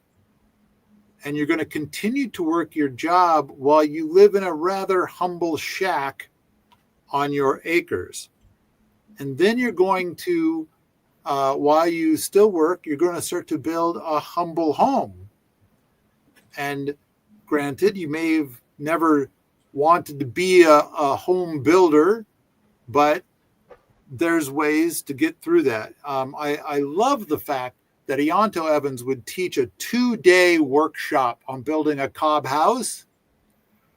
And all of the students could then go out and build themselves a home. And I remember seeing a movie once of a guy, one of his students, doing exactly that. In 3 months, he built himself a home. It was a humble home, but he built it himself. And he was not a builder. So I think that Mortgage Free in many ways is very similar to ERE, only the goal is different. How do you get to the point that you are a homeowner on land while having never gotten a mortgage, while never have going into debt in that fashion? So then there's the thing that I'm advocating for all of this that we're talking about today with AI, because I think that while it's not a good time to go get a 4-year degree, especially if you're going to go into debt, it's not a good time to go into debt to get any kind of degree, even a trade, even because I think that soon, in 2 years, we will have robot plumbers and robot electricians, but robot whatever those are. But and they're going to be maybe not as good as the current ones, maybe better. We'll see. We'll find out. but I'm kind of thinking we're about 2 years out. I love the idea of like right now, if a person finds themselves without a job for whatever reason, to go and get some on-the-job experience, possibly for a trade, and milk it just as long as you can, but at the same time continue to cut your expenses and live more humbly and prepare. And so a humble home and a large garden. Now, as I talk about a humble home and a large garden, granted, there's a lot of people that kind of feel like, I don't want a garden. I like buying food at the grocery store. I like buying food at restaurants. I don't want to ever garden anything. And it's like, I wish to talk to those people, but let me set that aside for a second. And I also get a lot of pushback on the idea of like, how is it possible for anybody today to acquire, I'm going to use the word acquire a humble home? Rents are through the roof, and the cost of owning property is insane. There's no way that somebody who's, let's say, 18 can possibly buy their own home. So this is where I'm going with all of this, is I want to say, and granted, all of you are familiar with all of the things I've ever said about getting your own home. Two of you have pursued the skip path, and I want to come to that here in a moment. But there's also, the part where people could come here and be part of what we're doing here. And that's, in a way, it ends up being a flavor of free. But I'm hoping that the Permaculture Bootcamp, which I also refer to as Gardening Gardeners, I'm hoping that there will be in time 100,000 homesteads across the United States that all offer a Gardening Gardeners program, and people can go to those. And I also got this feedback from somebody that I felt like, could have been phrased more kindly, but it was something about like, not everybody wants to live that life. And it's like, well, I think that's true. I think most people are very much trained to want to live a very posh life with $1 million car and $1 million home, and a first-class spouse and et cetera. And it's like, but I do think that there's maybe, 20 million people in the United States that think that a humble home with a large garden is the ultimate destination. And I don't have room for 20 million people at my property, but I would be willing to take on 20. So, out of all of this is the thing I'm advocating: a humble home and a large garden. And I got so much to say about all of that. But first, let's go through everybody and see where they're at. Alan, a humble home and a large garden, I believe, is the solution to today's topic. But what are you thinking? Yeah, let me make it my analogy. It's like we've worked with different communities that were like, we want to be off-grid solar, right? We want to actually, in other words, we want autonomy from the power system. We don't want to have to keep on paying for our power. And my universal answer is, the first thing we're going to do is we're going to see if we can redesign what you're doing to use 90% less electricity, right? That's the first step. Because if you ask me to put solar panels on top of the average suburban home with enough battery to let you run that effectively off grid, you start doing the math on that, how much that's going to cost, how many solar panels, how many bits, it's like massive. Because the average American home was actually literally designed to be consumptive.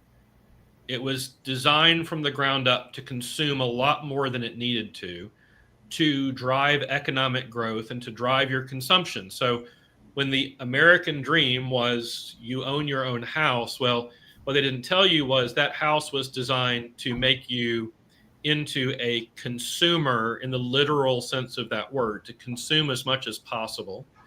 And so it's like, if we rethink that stance of, we're going to actually build buildings that don't need all of that, and we can do it so that you're more comfortable while using 90% less, then all of a sudden the problem of putting a couple solar panels on the roof and meeting that need becomes about 5 times, 10 times easier.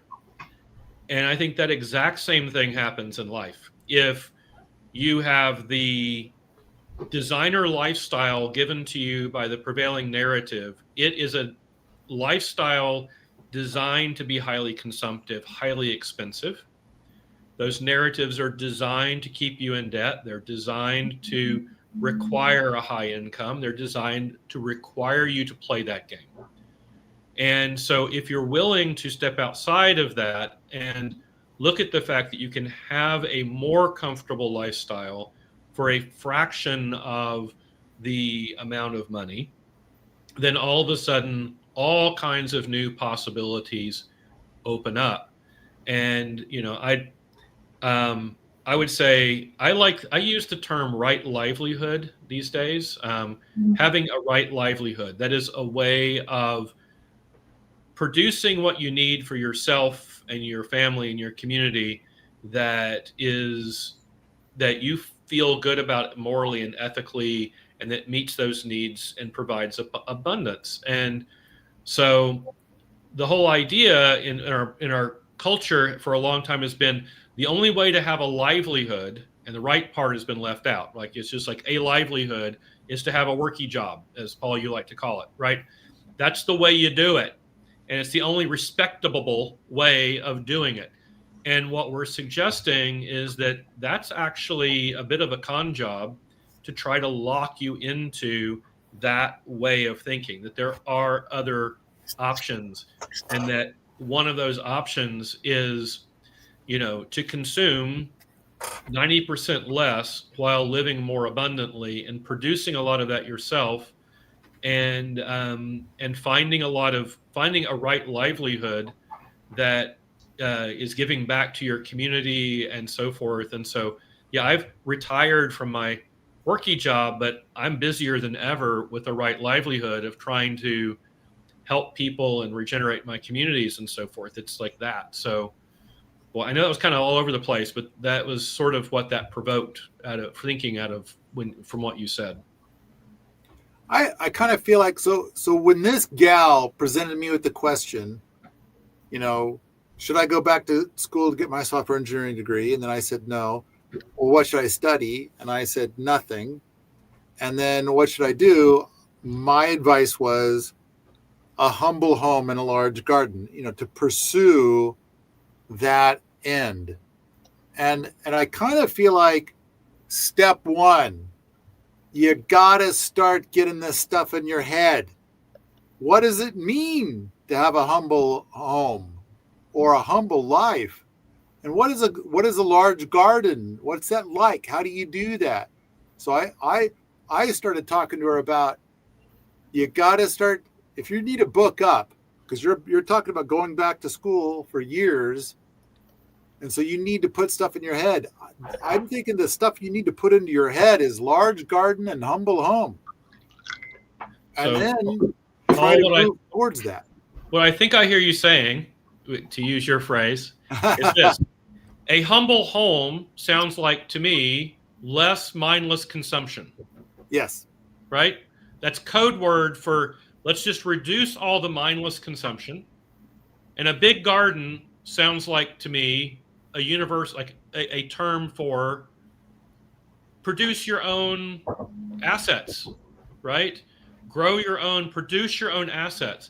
And it could literally be a garden, but for some people, it might be something a little different.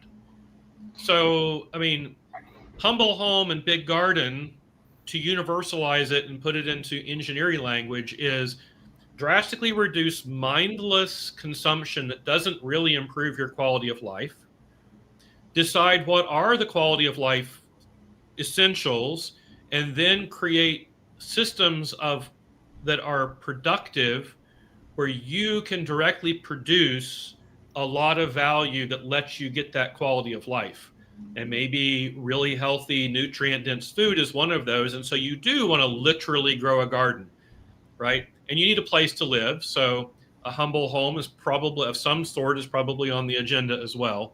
But how about drastically reduce mindless consumption, and, or as Mollison put it, switch from consumption to production. Would you say that this is the advice that you would give to this woman?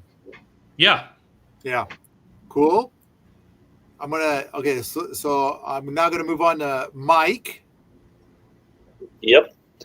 I like a modest home and a large garden. The idea in my mind being, if you can stay out of debt, like get to a modest home, especially debt free.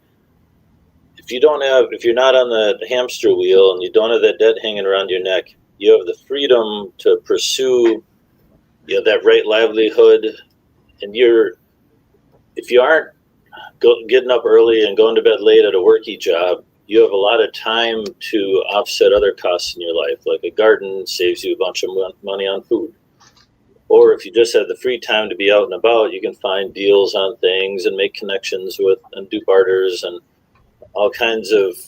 If you don't want to grow your own garden because you're not into gardening, still by being debt free, you have the freedom to find cheaper ways to live, even if it's not growing your own food and having a milk cow and all that. So, one way of looking at this is if this woman had $1 million in the bank right now, would she be looking at going to college? Because the whole idea of going to college is so that way you could learn a skill so you can have a 40 years of working. And it's like, if you got $1 million in the bank, are you saying to yourself like, oh, here's what I want to do. I want to go through 4 years of intensive study, trying to get good grades with people who I don't care for. I mean, I know that when I went to college, about 1 out of 4 of my instructors had not yet learned the English language. And my understanding is that ratio is reversed now. But it's like, so it was tough. And then you get into the workforce and it's even tougher. But if you got $1 million in the bank, you're probably thinking like, why mess with that? And so, all right. I'm thinking like, granted, some people went to college and had a great time. I had a great time. And some people go and work and they have a great job. It's just delightful to go there. Not everybody. And sometimes you have a great job and that job disappears. And sometimes you have a shit job and you wish it would disappear and you could get paid as much with a good job. All right. I've forgotten where I'm going with this, but I'm responding to what Mike said.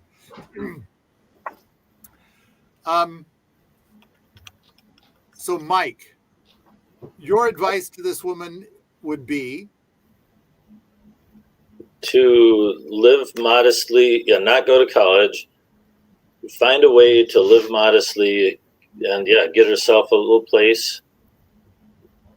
So it'd probably be the trades or some way to get in a position where she's got a house, a place, a humble place, and a way to grow her own food or have the freedom to achieve her needs affordably and comfortably. And then she might only need 20 grand a year to live off of in that situation. And then she can do that any number of delightful ways with happy coworkers or her own gigs or whatever.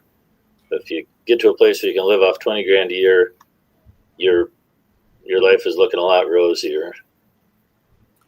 And to go back to what Alan said, I want to say, I think the garden, the food system, is a critical component to what I'm advocating, which was not part of what Alan was advocating. He was saying like, you could do that if you wanted to, but would need to be something, if not that. And I kind of feel like the food system is critical. It has to be food. You have to be able to grow enough food to feed yourself. And, you know, maybe you got a family, you need to feed them too. And so, and granted, if times are tough, it needs to be able to provide 99% of your food. And if times aren't tough, then, you know, half. But that's the other thing too, is I kind of feel like all of the stuff we're talking about is place your bets on your own future. Are you betting on AI or are you betting against it? And what do you think it's going to be like? Where are you going to place your bet? And the thing I'm advocating for is it's like this is the path that is like the sure win. I like the probability of it failing. I can't see how this could fail. If you have a humble unexpected medical care needs. I have some friends. They live very humbly.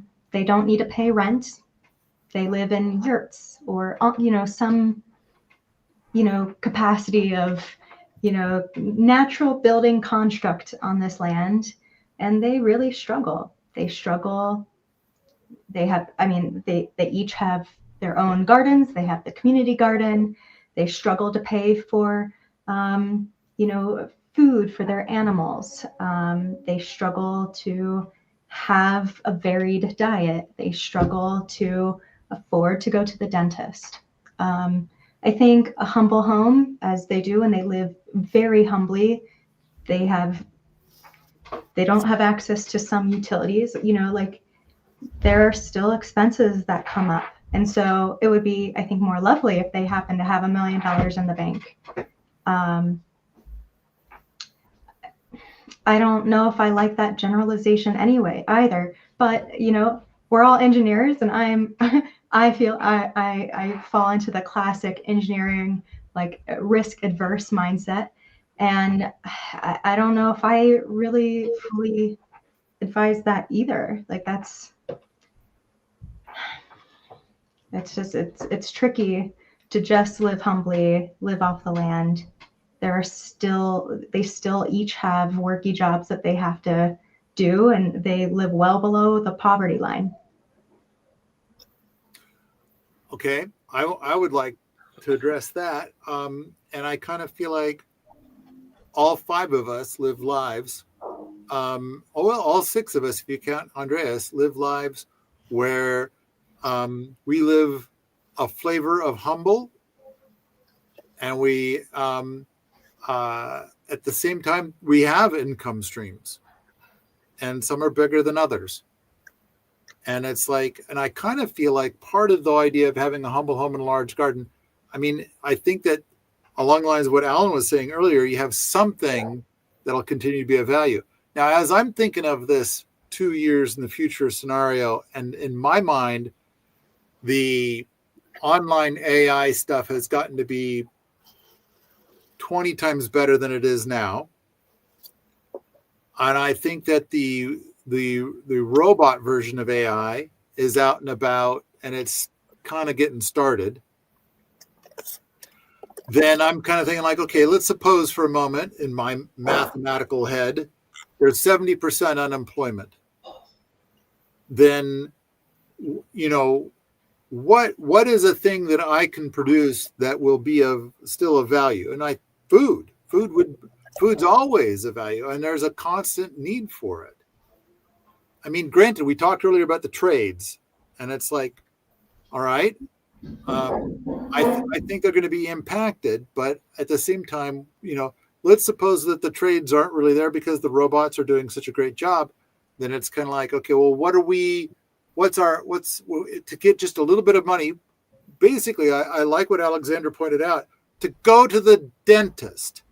I mean, I was going to say cell phones, internet, you know, a little of this and that, some bric-a-brac, who knows what. And it's kind of like salt is a good one. Let's go buy some salt. Maybe coffee, maybe, I don't know. but it's like, okay, so a little bit of income. And Yeah, actually, story of vanilla is something that is considered like an unhumble item. Okay. In the scenario of Gert, when I originally wrote the story of Gert, then Gert had an income of, I believe, something on the order of $6,000 a year. And it was, you know, a little of this and that, just here and there. But a lot of it, the majority of it, was from her big garden. And people would buy a few boxes of apples from her, or a few boxes of this food, or a few boxes of that food. And so there was a little bit of this and that people would buy from her very large garden, like her neighbors, people, her friends, people that she knew. And so there was some of that. And then there were little things that would pop up every couple of months. She'd go help a friend with a so-and-so project, and she would get paid so many dollars per hour for helping that person. And it would be like a little of this and a little of that, not a full-time worky job.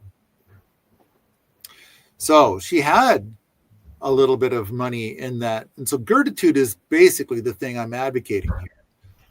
But, all right. So Alexandra, we have this woman, and she's saying, I'm going to go back to school, software engineering. And and you're saying, like, I know people who have a humble home and a large garden, and it looks pretty sucky from where I sit. And it's like, that is fair. It can be sucky. There are major trade-offs. Yes. And there are trade-offs for going to college, and there's trade-offs for going to a trade school. There's trade-offs for learning a trade skill. There's always trade-offs. And so at the same time, I think that right now there are people that are trying to make a good decision, a strategic decision about what are they going to do? What is their plan for the next 2 to 4 years and beyond? And so I think that the whole idea of this podcast, YouTube thing, whatever it is, where we're all talking about it, the idea is, let's cover some things to help people make a good decision. All right. Do we have 8 minutes left to go for this part? I don't know. Or are you going to spill over to past noon? We'll make the best of it, whatever it is. But so there's somebody sitting in front of you that's talking about going to college. And now it sounds like I've heard you already say your kid's going to a trade school, not a 4-year degree. You know, actually, I kind of want to amend that a little bit. My personal hope is to develop a family business, and so they can stay close. Okay. All right. And what is your advice to this woman? Good luck.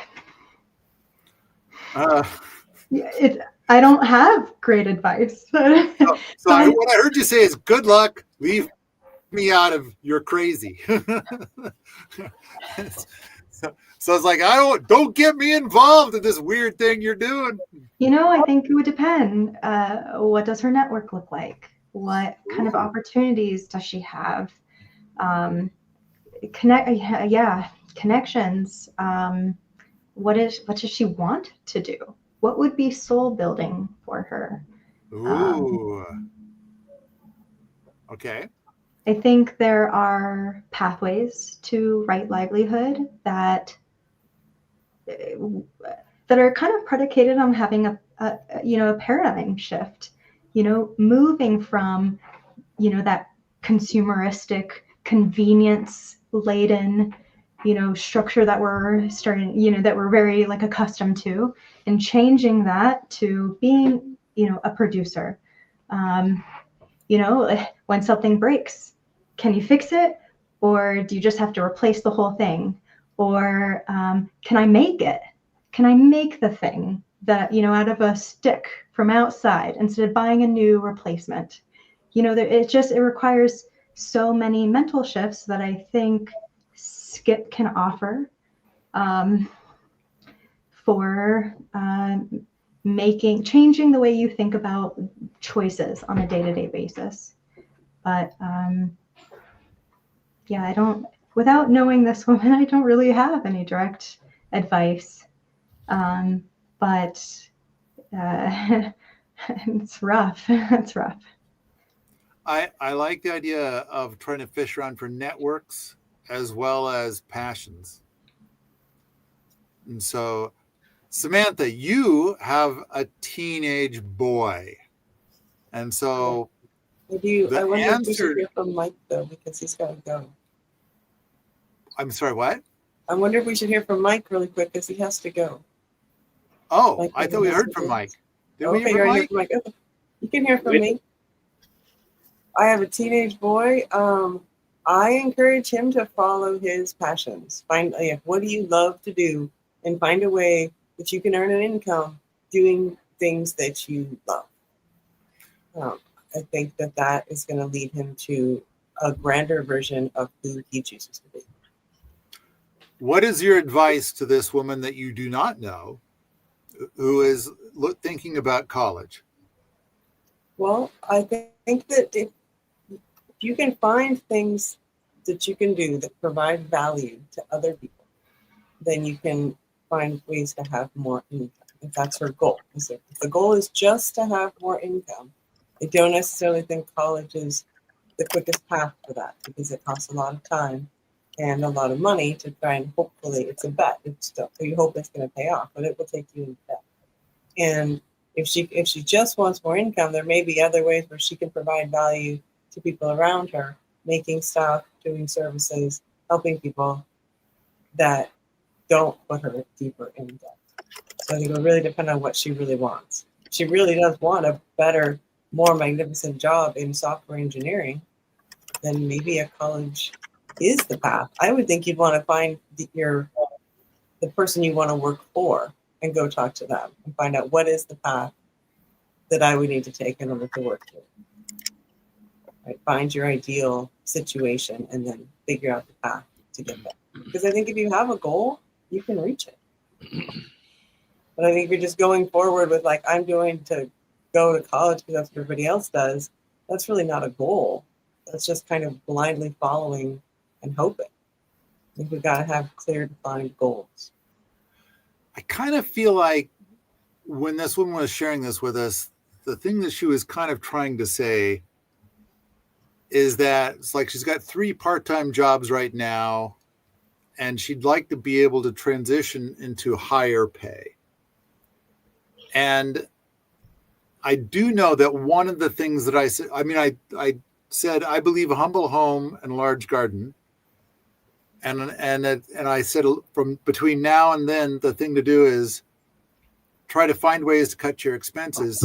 But I would say keep working at your 3 part-time jobs and try to save as much as you can to get yourself into a position of resilience in case things go poorly. Now, of course, if she follows my advice and things go poorly, she's really well set. Like for example, if the thing that I'm thinking is coming happens, she's in great shape. On the other hand, if what comes to be in 2 years is more like Alan's vision, or possibly even something else where, boy, everything is just hearts, flowers, and rainbows, I think she's still going to be in good shape. She will have built an amazing safety net for all possible situations. So, and it'll be delightful if things are great, or it'll be ultra delightful if things are not so great. I'd like to add that it's not that I don't advocate a large garden and a humble home. I do advocate for those. I just don't think that answers all of the questions. And I think it's hard to, do that on year 0, So I think there's a a pretty harsh transition to try to make that work. Well, okay. It's true. You can't make that on year zero. And I do believe that one of the things I conveyed to the woman was, now is the time to start trying to figure out what this even means. What is a humble home? You know, there's wherever you're living now and whatever you're doing now. And it's a bit like what Alan's suggesting. How do you cut your expenses by 90%? How do you cut your energy needs by 90%? And I think for most people, it's like you can't. And I mean, like, we could start to talk about, drying your clothes on a drying rack, and we could talk about that. We could talk about rocket mass heaters. We could talk about a variety of things. And I think that you can quickly cut your energy needs by 90%, but it's not day zero. It's not even year zero. It's going to take some thinking, some understanding, some getting your head wrapped around some stuff. But I think that was part of what I told her was start to learn what it means to have a humble home and a large garden. And that's when I told her the thing about the sunchokes. Plant some sunchokes. And what's that? And so we talked about that for a moment. But, start to get this knowledge in your head. And then, but I also said, keep your current jobs and save, create safety, create the part where you are going to be far more resilient than others. Okay. So I saw, did Mike have to go? I saw his, damn. I did want to talk a little bit about the SKIP program and the idea of having people study SKIP and then get land. Now, this is a great time to point out that Alexandra recently hit PEP 2. Yay. I Good job. said that the first person that hits PEP 2, and Alexandra is technically the second person because Mike got there like, a week and a half before you did? Who's counting? But Mike's not pursuing land. He's already got his little land. And so, but Alexandra is pursuing land. You're looking for an Otis. And and so far you have talked to some Otises, but you have not come across the situation that you would like to have. Is that accurate? I would say I'd like to sum it up by saying I'm looking for something permanent, something where I can guarantee that my kids will be able to continue to live on the land. And so, granted, I've gotten opportunities to have land, like access to land, which is, pretty significant for a lot of people. For me, I'm thinking about, my future generations. And so for me, that's a threshold that I have to meet. Okay.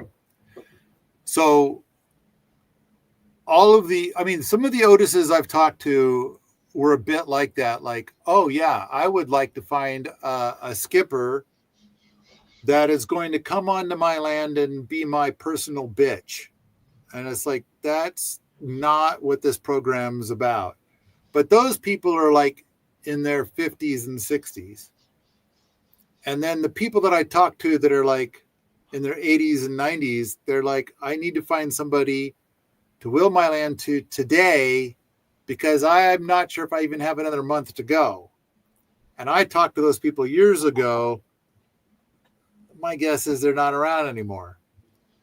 And so, but it sounds like the people that are in their 50s and 60s are contacting you now and saying, hey, I've got raw land. I'll let you have access to it and you'll spiff it out for me. And then I'm going to like tell you to piss off and then I'll have this spiffed out land. It'll be great.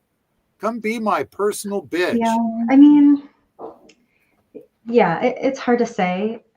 Yeah, I think in those cases there are grandchildren involved, and so I feel like the likelihood of me being welcome there indefinitely or my kids there indefinitely seems uncertain to me. Okay. I'm thinking like, okay, now is the time to get started on so I don't know how many Otises might possibly be listening to this, but now we have our first PEP2 person. I believe have you completed 300 skip projects at this point? Yeah, 301. Okay. All right. So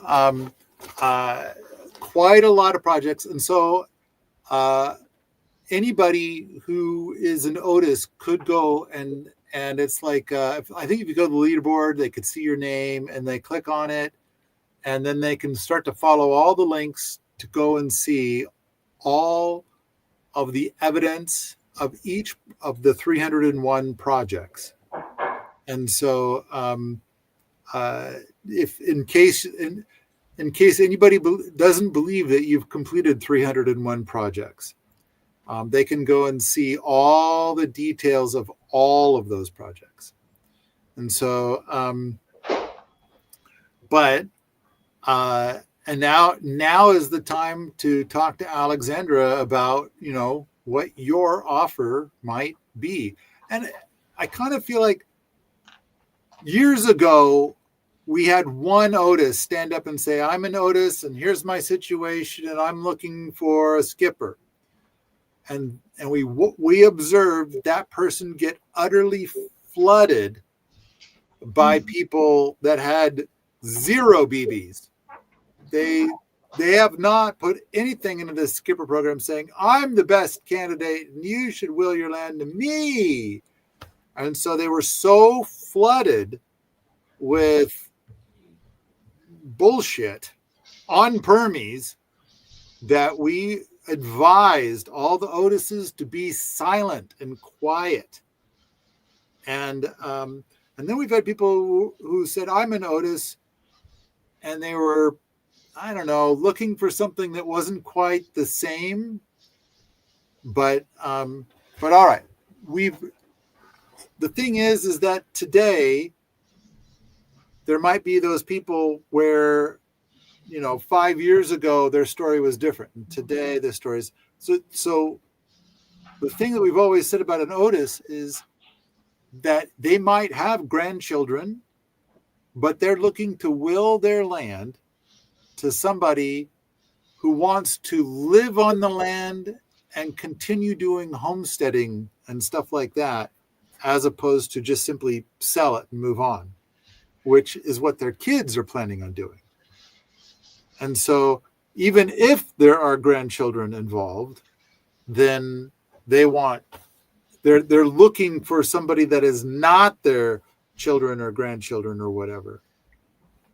They're looking for somebody who wants to be a full-time homesteader. And basically, you have effectively proven that you are a homesteader, that you are somebody who does these things and you have these skills. Fair? Yes. Okay.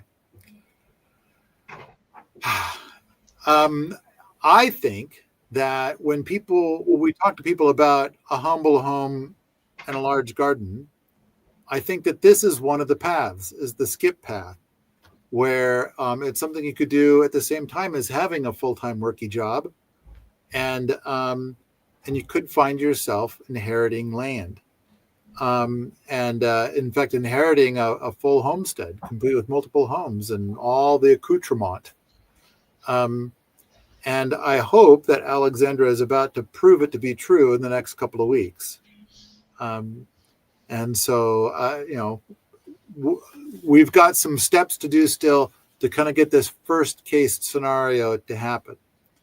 But all right.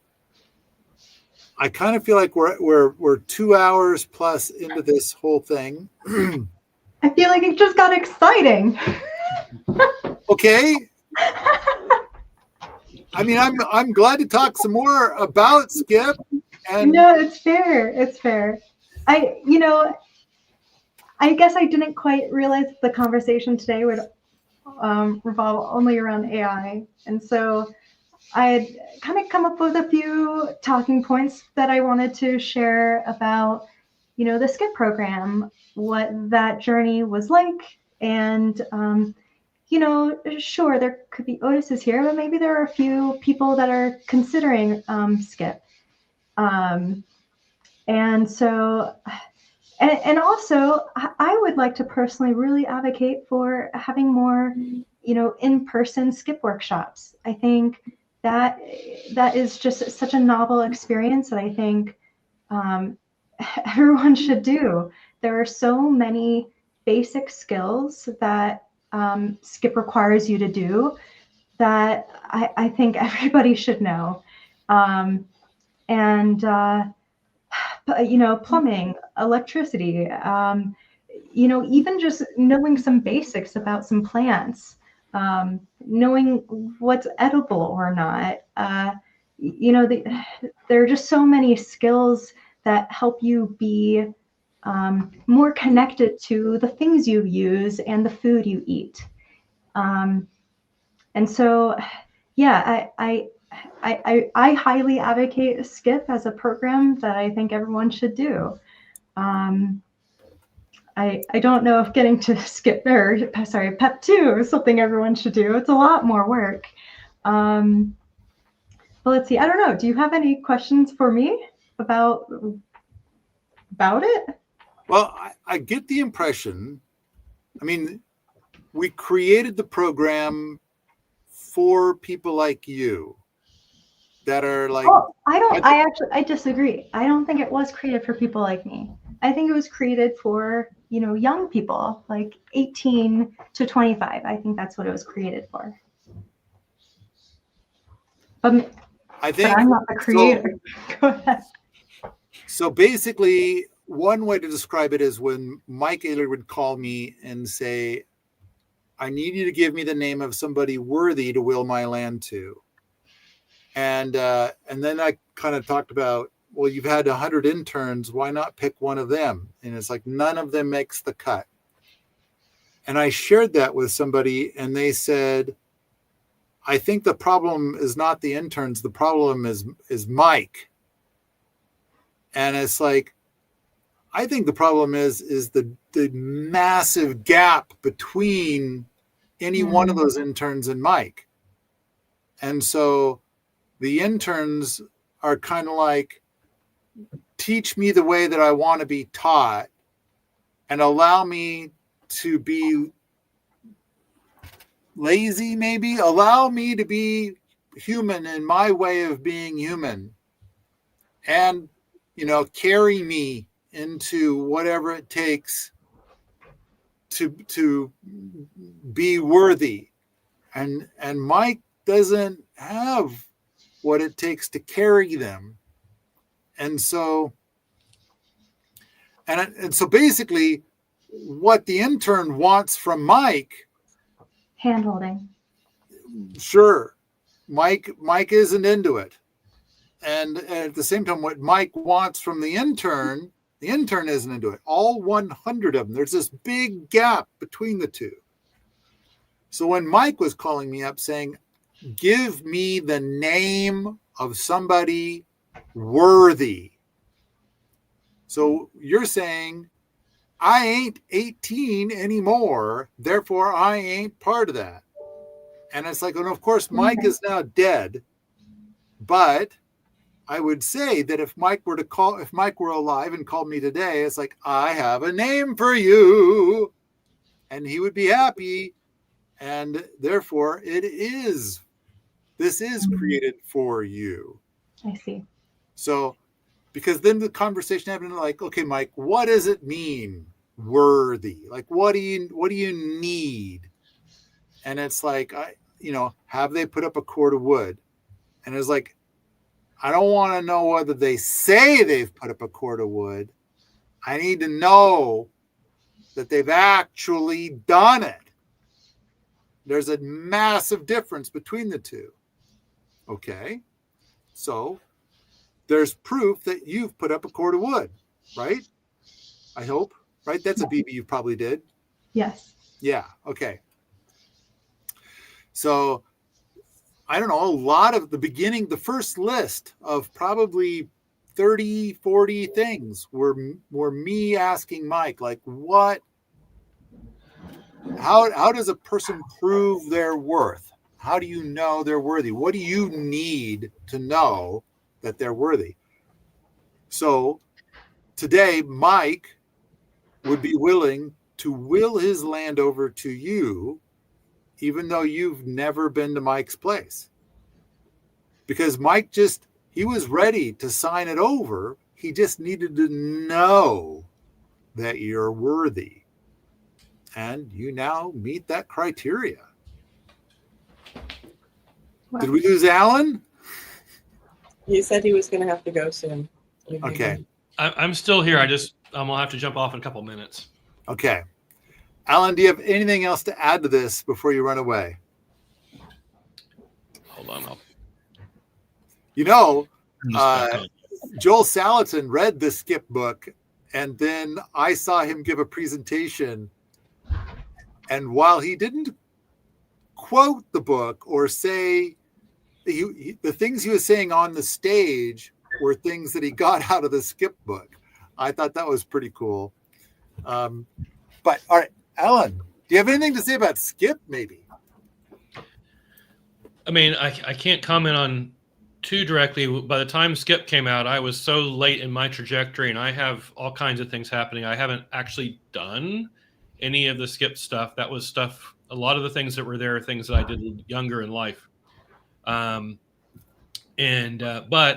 I guess what I would say is, in answer to a lot of these questions, we're in a place where I feel like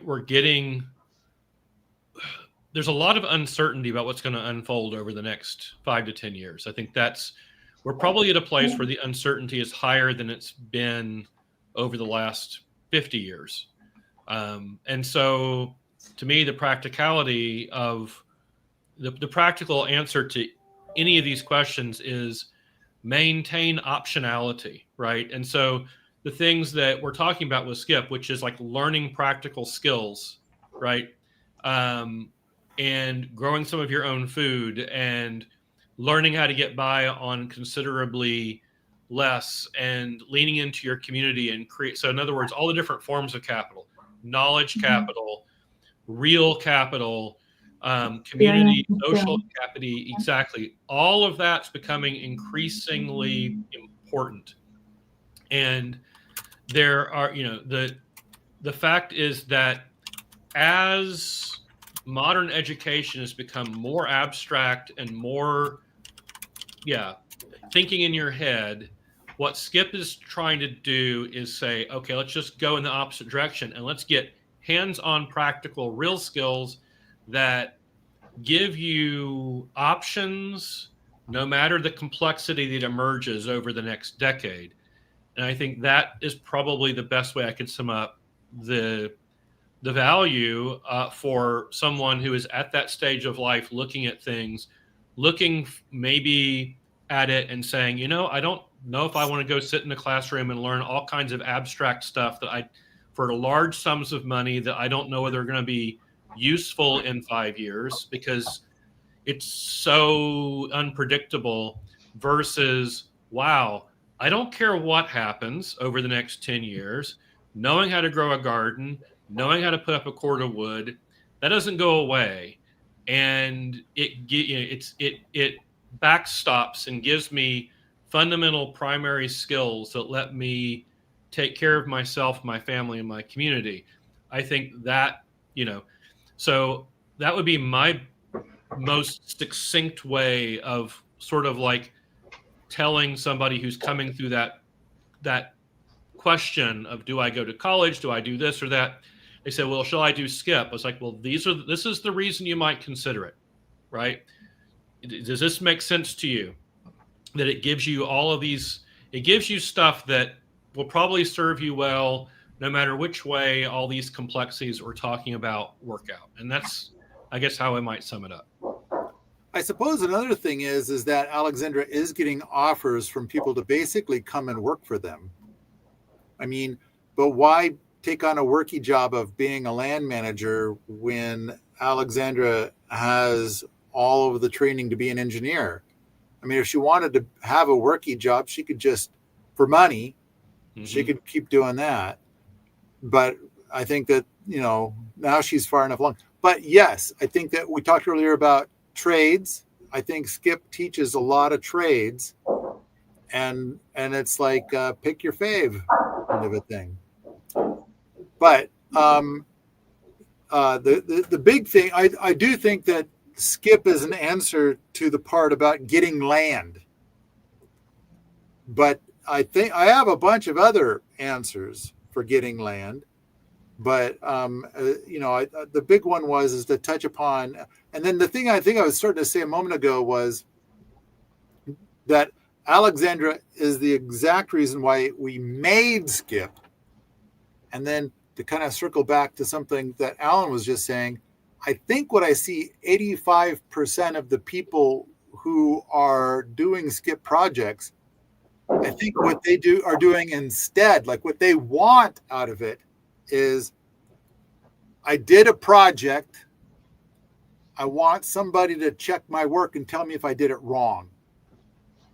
And so a person who has this experience will then look at what you did and give you feedback on whether you did it correctly or not. And so I get the impression that 85% of the people that are involved in Skip right now, that's their goal.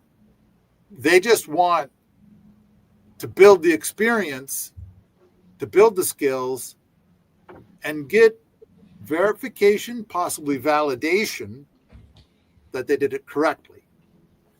And thus, it's like going to college and getting your test results.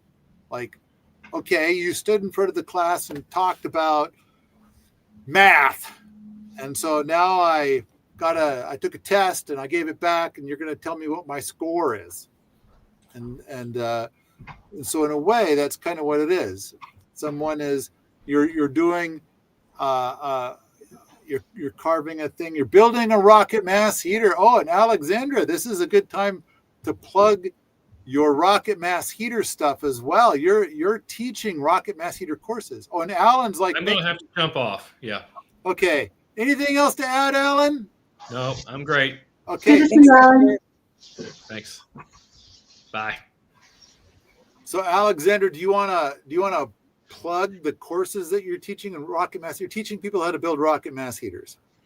Yeah, I am. I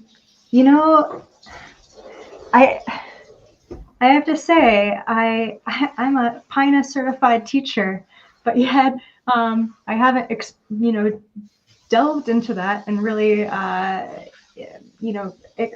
expanded my teaching opportunities. But most of it was because I think I didn't realize how much I had to teach, and so I will say I did some workshops to meet a BB, but I don't know if I would have voluntarily taught a workshop, at least this soon. Maybe I would have felt more prepared in 5-ish years, something like that. And so, doing Skip really, I guess one of the Skip ripples, as Rebecca likes calling it, and I like it too, is that it's pushed me out of my comfort zone to do things that I probably didn't think I was ready for. And so I taught a rocket mass heater workshop last year, and honestly, I'm surprised by how well everything went. And then I was surprised by how many people were surprised that it was my first workshop. And so it's kind of encouraged me to continue doing this. I have some opportunities to, build more rockets and involve community. I'm going to be meeting with a friend in another week or two who would like to build one at his house and have a workshop to go along with that. And I think that this is just an opportunity that I'd always wanted to do, and I'm just glad that Skip really encouraged me and pushed me, and it helped, in a stepwise function, kind of build my confidence to do that. And so, yeah, I will say in the future, it's funny. I'm constantly thinking, or at least right now, because I just finished PEP 2, so I wasn't really thinking about what happens next. So now that I've finished PEP 2, I'm kind of trying to figure out, well, what are my future steps? What would I like to do? And I will say I'm less inclined to do PEP 3 because it wouldn't, I guess, propel me to go deeper into rocket builds. And I see myself, I have my goal sheet here of what I want to try doing and exploring. And I think I'd like to do more in, batch box builds, masonry heaters. So I see myself going a lot deeper in that realm, and also trying to teach as many people as possible. There is another community aspect, BB, of creating an LIC, and I like the idea of potentially creating an LIC for rocket builds. And that way I can help other people go past the hurdle of, it's one thing to read a book or watch a thing or even attend a workshop, but then to attend a workshop and then turn around and go do it by yourself, they're just huge hurdles. And so, I'm just trying to find ways of continuing to do more builds, and bringing more people in, and having more on display in my community too. I'm not sure if that addressed your if you had a specific question around what I'm doing with rockets. You mentioned something about like how you thought that I think I remember you saying something about there should be more skip events. Like that would be a good thing. And it's like, so are you going to host some, or possibly maybe there's going to be somebody in your area that's going to host a skip event, and then you're going to be there to guide people? I know Rebecca's got a bunch of people in Idaho. She's got like people that are very active in skip, and they're kind of trying to encourage each other down the skip road. I know you're in Colorado, right? Yeah. Mm-hmm. Yeah.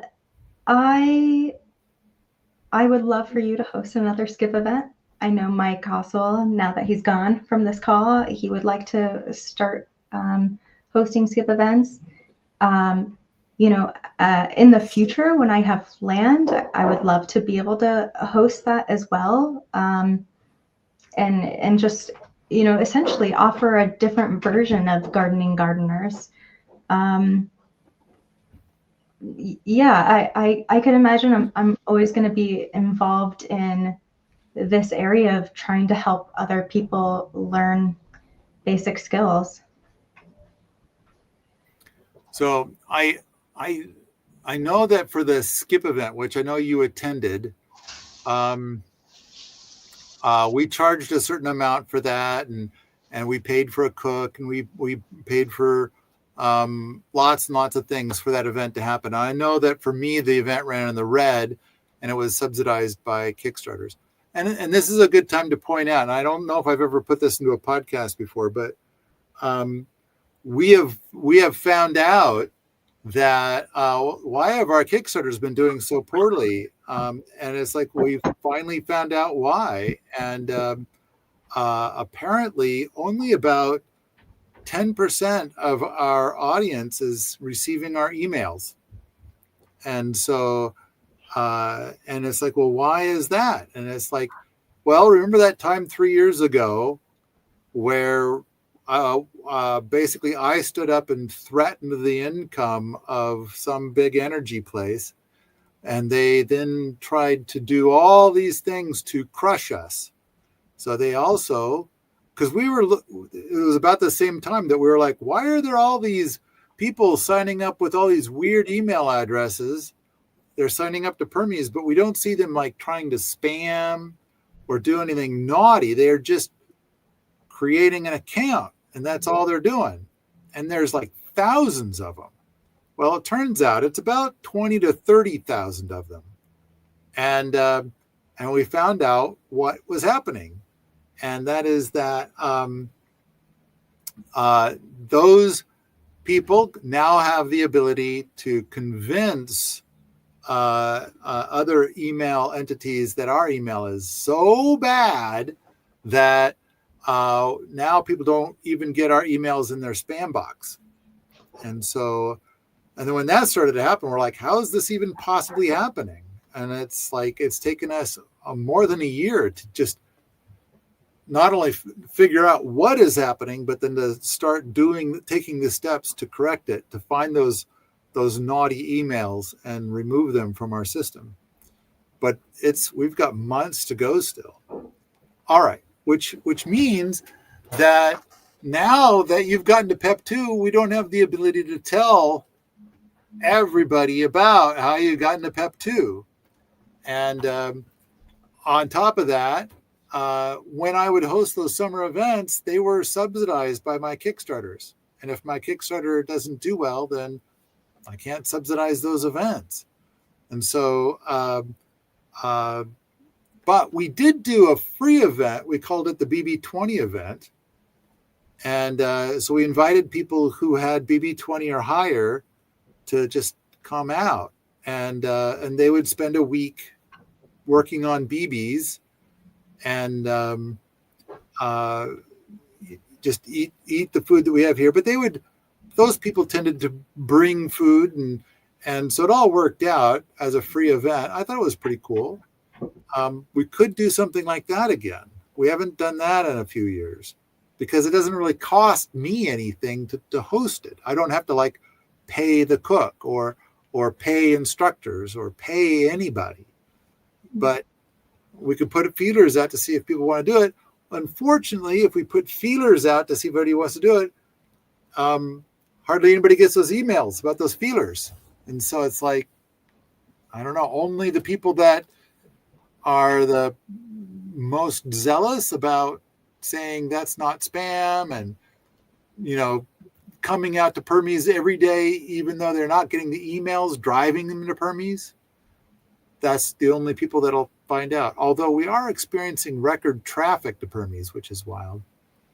But Alexandra, I mean, are you thinking of coming back out here again for a BB event, even though you've now got PEP 2? Oh, I mean, less to attend, more to support. Okay. All right. Cool. I'm kind of hopeful that you might do something in your area that's far more convenient. All right. To try to, yeah. Thanks for giving me that suggestion. I don't think I ever really thought about that. I mean, it seemed like you were doing a lot with rocket mass heaters. Like this was becoming a big passion of yours to not only, to move rocket mass heater stuff forward by teaching the courses and I don't know, other related kinds of things. Am I thinking of this correctly? Am I? Yeah. Okay.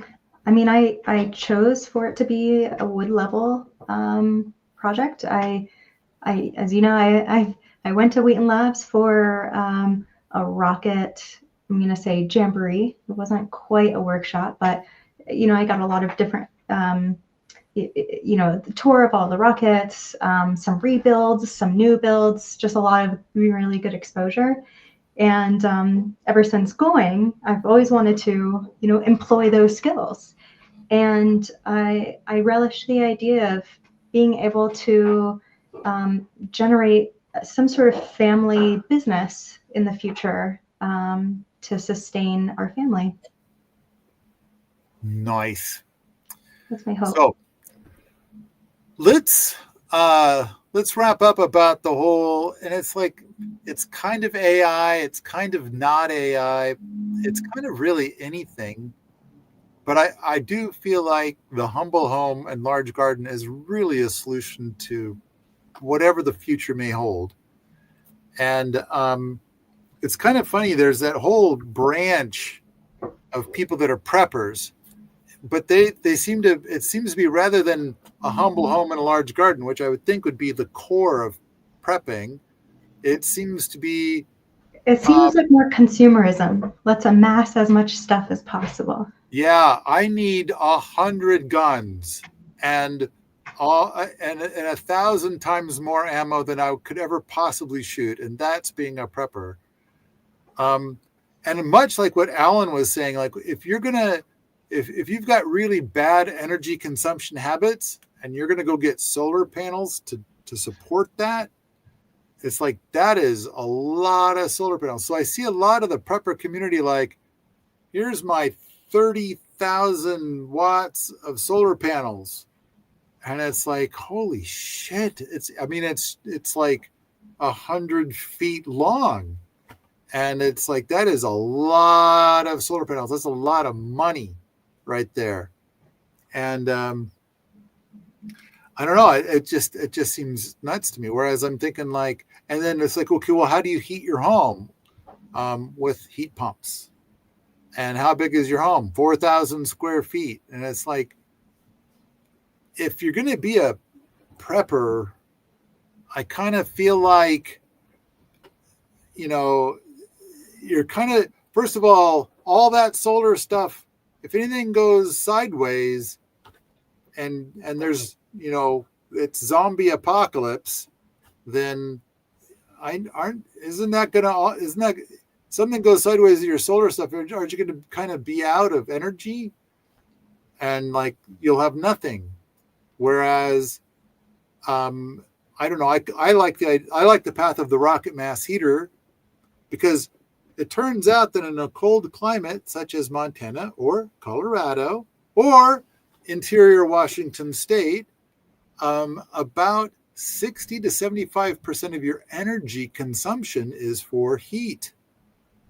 And so it's kind of like, if you got a rocket mass heater, that solves an enormous portion of your heat or of your energy consumption. Then there's the whole thing of like, almost all these prepper sites I've seen, it's like they have an electric clothes dryer. And I'm kind of thinking like, oh, that requires so much energy. They are a massive energy pig. It's an interesting thing to be an engineer and to want to advocate for appropriate tech or low tech. It feels like a contradiction sometimes, or at least other people assume that it is. I think, because, in engineering corporate world, it's how can you get the biggest tech, the most complicated tech. And it just seems silly to me, because too many moving parts decreases your reliability. But for me personally, and I don't think this applies to a lot of people, but in terms of my desires, I hope to have a humble home that isn't noticeable in the landscape, and energy needs that, aren't high, that don't require a job to have to pay for. It's just so minimal. I think it's funny. I went into engineering in the corporate world to have, a successful future of homesteading. And so, and yet, I did skip because I wanted to prove to myself that, I could, last as a homesteader, without getting into it, the likelihood of somebody from the city migrating out of the city and then returning to the city. I just wanted to know that, we could, withstand that change or transition. Sorry, I have a question for how to get land for us Europeans who don't live in the US and can't attend the boot camp. Tricky. Actually, I kind of feel like maybe I could answer that. And actually, sorry, I'm going all over the place. There are a lot of questions popping up. Before you answer those questions, have you seen the series on YouTube that we made years ago about rocket mass heater myths? Okay, so possible. basically, there is a I was asked to come to Zach Weiss's greenhouse and look at his rocket mass heater stuff while there was a Sepp Holzer event happening on that property with Sepp Holzer. So Sepp Holzer is hauled away for 2 hours a day to go nap or something. And so during this time, Zach thought it would be fun for him to show to the group his rocket mass heater in a greenhouse. And so, and there was a young woman there. I think I recall this. And she was fresh out of college, and she felt very strongly that it should not be the Paul and Zach show. It should be the her show, because her current job is about heating, I think it was auditing efficiently. Yeah, something like that. But heating homes, heating efficiency engineering. So she's a freshly minted engineer, and this is her specialty. And as Zach and I spoke, she kept saying for the group that we're full of shit and that they should ignore everything that we're saying, especially me. And then on Reddit, somebody brought it up, and she stood up on Reddit and wanted to make it clear that Paul Wheaton's a dumb fuck, a windbag, and doesn't know what the fuck he's talking about. So basically, I grabbed everything that she said, and it was the foundation of this series, because she's an engineer and she's following the rules that were presented to her. So, for example, a rocket mass heater cannot be more than 100% efficient. And we're talking about heating your home with 1/10 the wood compared to a wood stove that is rated at 75% efficiency. Simple math shows that it cannot, we're making claims of being 750% efficient, which is more than. So anyway, the great thing is that this is a branch of engineering, which you're just talking about.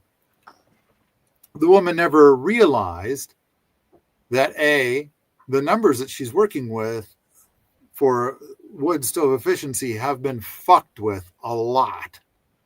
And on top of that, just because it's rated at 75% efficiency doesn't mean it's operated at 75% efficiency. In fact, every night, most people are running their 75% efficient wood stove at 3% efficiency. And then once the fire goes out, now it's starting to suck the air out of your warm room and putting it up the chimney, thus making the system be negative efficiency. She never mentioned that because she doesn't know about that. And in fact, I'm not even sure she's ever run a wood stove, let alone a rocket mass heater. But she is willing to state that I'm a fucking idiot, and because what I'm stating is contrary to what she's been trained. Now, here you are, another engineer, and you've probably been trained in the exact same things that she's been trained in, and yet you are foolishly pursuing rocket mass heaters. And so my guess is that you're willing to say that she's wrong and rocket mass heaters are right, because you're really kind of putting your all into rocket mass heaters. Yeah. Yeah. So you'd like for me to agree that she was wrong? Well, I do. I mean, those ratings are, you have to look at what they're based on. It's all relative to whatever. Like you could say whatever number, and then in fine print say why, and it's marketing. But I think in order to be able to say that she's wrong, you'd have to be looking at her exact statements. Sure. But yeah, I would say these systems are highly efficient, and they burn clean once they get up to temp. Gosh, what else is there to say? I think the key is that the 75% efficient wood stove is actually operating at about 50% efficiency, while the rocket mass heater is actually operating at 93% efficiency. And I'm going to say 93 because that's what Peter Vandenberg says. Mm. And he's measured it. He's measured a lot of them. Gotcha. And so I'm going to go with that number. But really, I think it's going to be a list of a dozen different little things.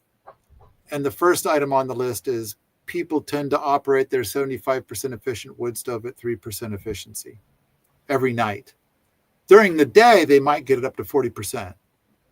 But at night, they tend to close the dampers a lot, put a big juicy log in there, and then try to get an all-night burn. And then eventually let the warm air escape through their chimney. Yeah.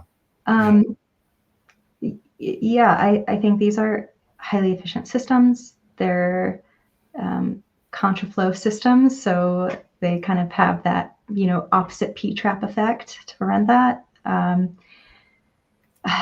Gosh, I mean, even with a rocket oven, that's a very inefficient system. There's no mass. I'm not really, just being able to cook, 2.5 dozen pizzas, and run it for less than an hour and a half with less than a 5-gallon bucket worth of wood. I mean, I actually, what's funny a little bit to me is a lot of people have asked me to talk to them about a cob oven, as if I'm now an expert on cob ovens and how to build them or something. And my answer is just don't build one, please. Yeah. Because it uses so much wood. It does. Wood, and the it just amount of pours time smoke. And in fact, speaking of smoke, smoke. There's a lot of smoke.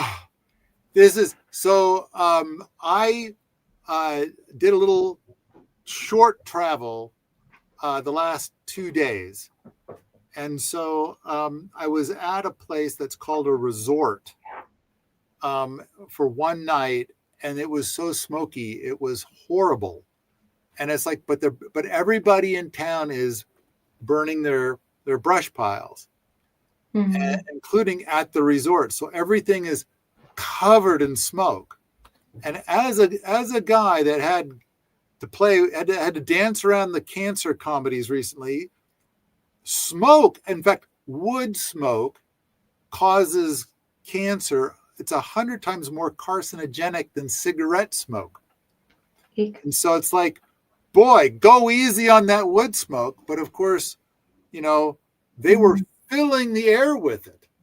And it's like, of course, what I want them to do is either A, run it through a rocket mass heater where it burns so cleanly that there is no smoke, or B, use that material in their horticultural endeavors, maybe hugelkultur, maybe mulch, something like that. The funny thing is, at this so-called resort, they were actively burning their brush pile, this excessive organic material that they no longer wanted. But I could tell that everywhere I walked on the property, they had mulched with purchased mulch.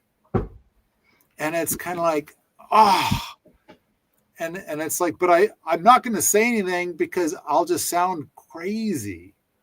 And so, all right, sorry, smoke. And it's like wildfires and wildfire prevention. Could we use those materials to heat our homes rather than just pour smoke into our atmosphere? Smoke and carbon dioxide. All right. Sorry. Let's see if we can. Geez, we're coming up on hour 3. Okay. Let's see if we can wrap up. First, Alexandra, do you have anything else that you would like to talk about today? I think there is something I'd like to mention, and I guess it's more of like what happens after PEP, whatever, right? And this this kind of journey to try to find a match. And a few things have come up that I hadn't thought about a month ago, or even at the beginning of doing Skip. And I guess a few things I want to mention is, in hindsight, I wish I had, in every task that I did, inserted a little more of my own self or personality. I wonder if that makes a difference, instead of, here's the task and done, but, a little more of like sharing about myself, because to some degree, I could imagine if somebody does give me an offer, I don't know if they're planning on leaving the land, but maybe cohabitating the land.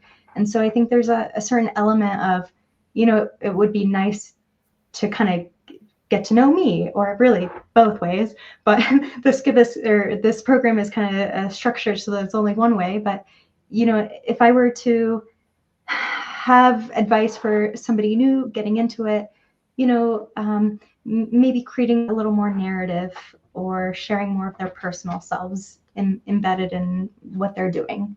Or, and I guess the other aspect that I want to mention on that with regard to me is, I'd like to kind of convey a message of, I think it would be lovely to cohabitate the land with somebody, somebody who knows the land, knows the history.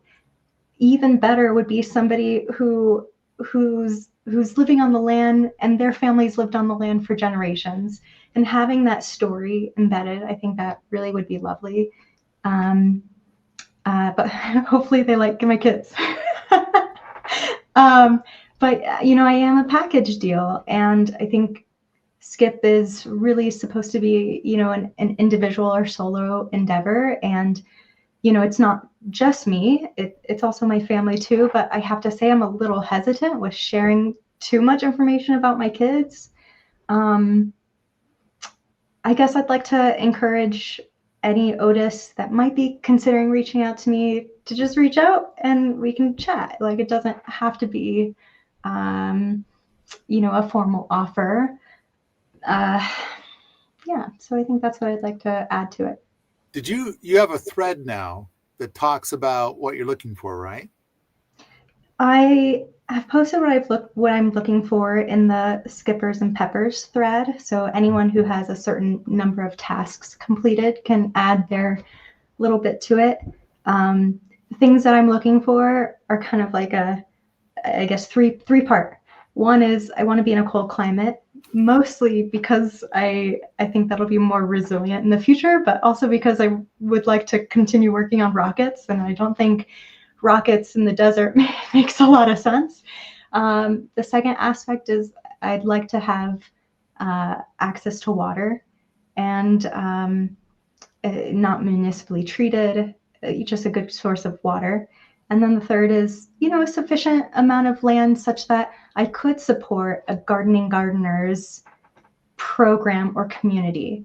So I would like for there to be enough land that I could welcome, community to the land. So what I'm going for is to say, if you've got a thread where the whole thread is your story, what you're looking for about you and your family, things like that, you could edit your signature on Permies to say that you now have PEP 2 and you're looking for your Otis match details over this thread. Yeah, both of those things are contained in my signature. I suppose I should be changing my countdown thread to just be my story thread at this point. But those two links are in my signature. Okay. The thing is that because it would be in your signature, then it would appear for every post that you've made in, for every BB that you put together. So in a way, you're kind of doing the thing that you, in hindsight, that you wish you had done from the beginning, in a way, kind of, sort of, Yeah. Not really, Yeah. but sort of. Okay. Now, before I go and ask Samantha about anything she wants to add to today, then there's somebody saying on the little chatty chat, are you guys going to answer the question or did you forget us?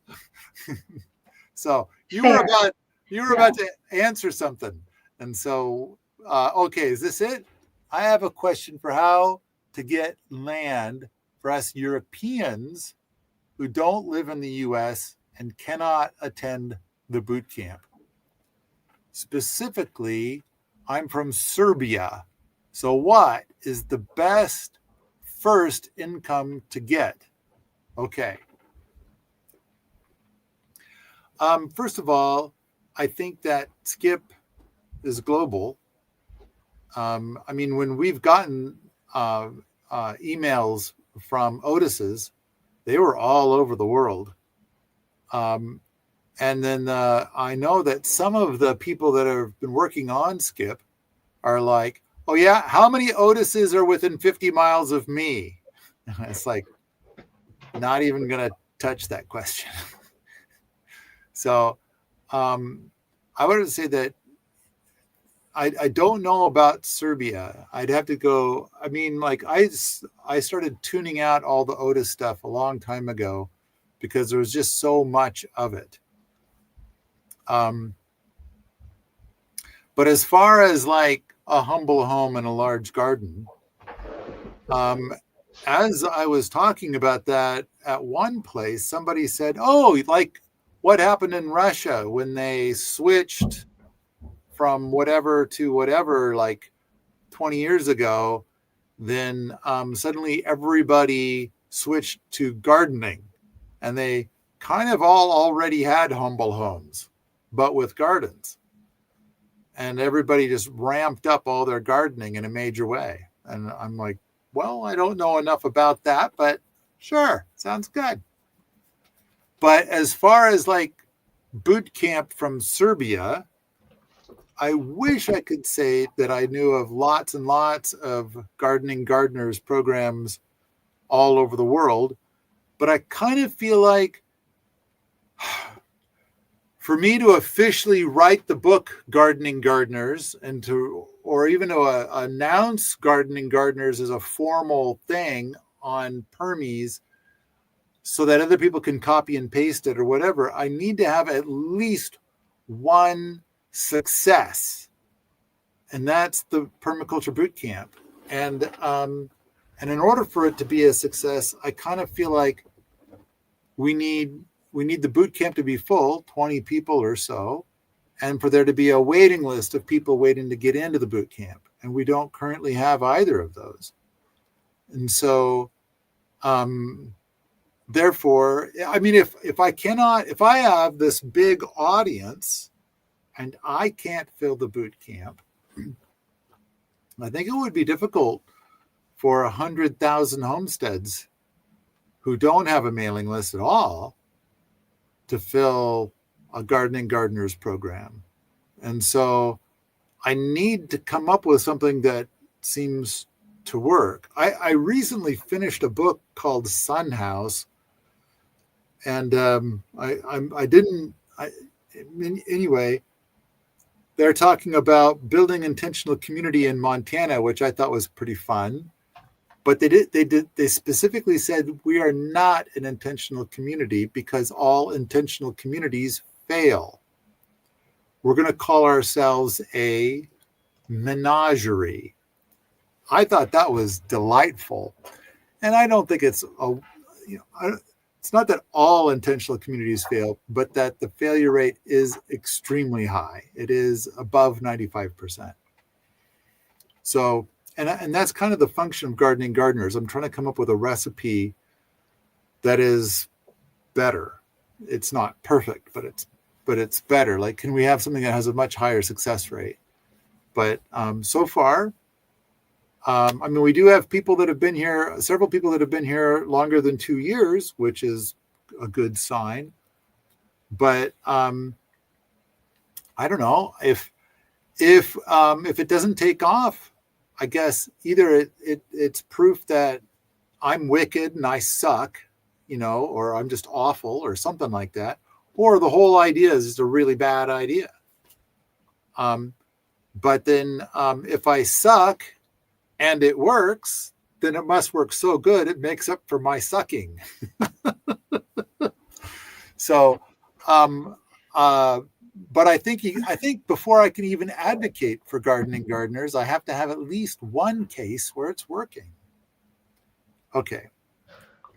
There are a number. questions coming in. And so I think there's one question like, what sort of job do I need to get first? I'm not sure if that's really a PEP or skip related. But then there are questions like, how do I build the skills if I don't even have access to land yet? And what I would say is I couldn't do a number of projects where I'm currently living. And so going to the skip workshop in Montana, or even just going out to visit and taking my family for, over a month is a way to make it happen. But I would say in starting to broadcast to people I know and people in my community of the things that I'm doing, provide a lot of ripples and opportunities and relationships and, requests. Can you do this over here? I reached out to people that I knew in the past that I thought maybe I could do a project with. And, that all those things wouldn't have happened if I wasn't telling people what I was attempting to do. So I think you might be surprised if you look into your community, how you can work on these projects without having to need the land. I'll give you an example. I needed to thresh and winnow 2 gallons of grain, which I'm going to say was the BB I liked the least. That was an incredible amount of work. I wasn't able to grow that much, so I needed to find somebody that was growing organic wheat that I could go and harvest from. And, it was just a matter of asking a whole bunch of people. And eventually I found a connection, but it took a lot of effort. And I just want to say it's all possible. It does take effort. Hey, Samantha, how much organic wheat do you have? A lot. How much organic wheat do I have? Yeah, how much organic wheat do you have I currently have 400 bushels. Why do you ask? Well, because I heard a rumor that somebody was looking for some organic wheat that they wanted to be able to harvest, thresh and winnow. And yeah. I just it was just being talked about a second ago. Yeah, right. Well, this is already harvested. All the wheat in our area has been harvested as we're going into winter. But there's wheat grown here every year. Like, yeah. If I was your neighbor, Samantha, I'm sure that would have been so easy. Well, I grow wheat myself. It's actually really easy to grow. I mean, you can't hurt it. This is true. It would be really hard for somebody to grow it on their own if they didn't have any land to grow it on. Yeah. And then there was a question about, what sort of job should I get or something like that. And I would say, something that has been interesting to me as I've been doing skip is that I've met so many people that I think would be able to do skip far easier than I would. They already are doing this. They didn't have to change anything. They're, and I just find that to be so interesting. Or maybe they have a job where they're doing half the thing. So can you find some sort of farm help or something that would help meet those needs or give you access to land? I think all of those things could be, figured out if you ask that landowner, I see this land that you're not using in this corner. May I use it? And this is my intention, and take ownership of it. I think you can create your own opportunities, but you have to do a little bit of the work.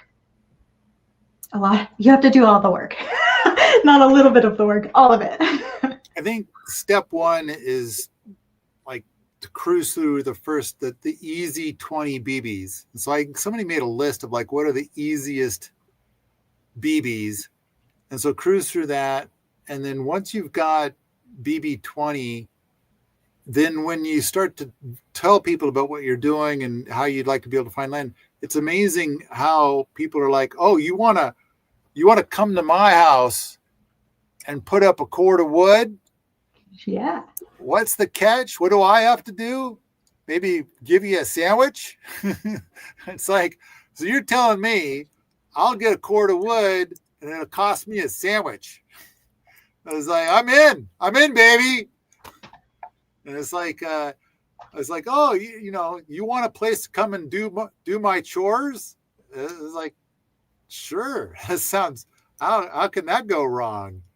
So I think once you get started, and then as you're visiting with who knows who, plus, I don't know, I think that there's like, isn't there like nearly 1,000 people that have at least one BB on Permies right now? And so just talking about it on Permies, you could probably find somebody in your neighborhood that would be like, oh, I'd love to have a BB20 event at my house. I could get all my wood put up for the winter.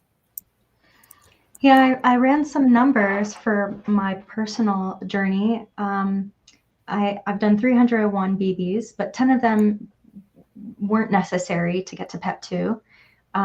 So of the 291 remaining, 43% of those were BBs that I would probably normally be doing and probably would have already done at this point. So 43% easy, I'm already doing them. Then there was 23% of the BBs, so 69 BBs, that I speculate I probably would have done in like a 2 to 5 year plan.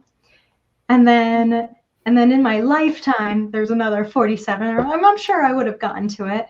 And then there were 45 that I really had to push for. 45 that I probably never would have done, or definitely didn't have any arrangement for it. And so for 45 BBs, I had to work extra hard to figure out how to get those done. And so, I agree with what you were just saying, Paul, like get the ball rolling. And, these things can take time, but it's about relationships and, following through and what opportunities come after that. All right. Do we have any more questions we want to try and take on before we run away? So I'm thinking Andreas has been staying on top of him. We did have a couple more questions. Do we feel like we've answered this person? It's a high school kid, trying to find a way to how to get started in Serbia. Do you have any more suggestions? I would say start with the first 20. And my guess is that you can go once you get the first 20 done. It's amazing what opportunities open up for the next 20. Okay. I'm curious as to the panel's awareness / interest into free Libre open source software and its connection to permaculture and broader social movements. I use it sometimes, but I'm not aware of its connection to permaculture specifically or broader social movements. Anybody else? Yeah, there are some open source software and plans and things that just a huge database of what people offer up for free so that other people can benefit from it or not. Okay. Any other bits and bobs to talk about? So someone says, I converted my entire backyard to a garden. They doubt they could feed themselves for even a couple of months. They ask, how much would you expect from a home? Okay. So I've got a video out about that I think is pretty great, where I think the name of the YouTube video is something like, how much food can you get from an urban lot, or something like that, or how much space do you need to feed a person? So one person, the average is 730,000 calories per year for the average person. And so I believe that my video has a couple living on an urban lot, and they're saying that that in a couple of years they think that they can grow enough food on their urban lot, and they're already growing sunchokes, that they could, and they had chickens and sunchokes, and they were even starting to plant stuff on the roof of their house. But they said that they felt like once the trees got bigger and things like that, that they would grow enough to feed a small person.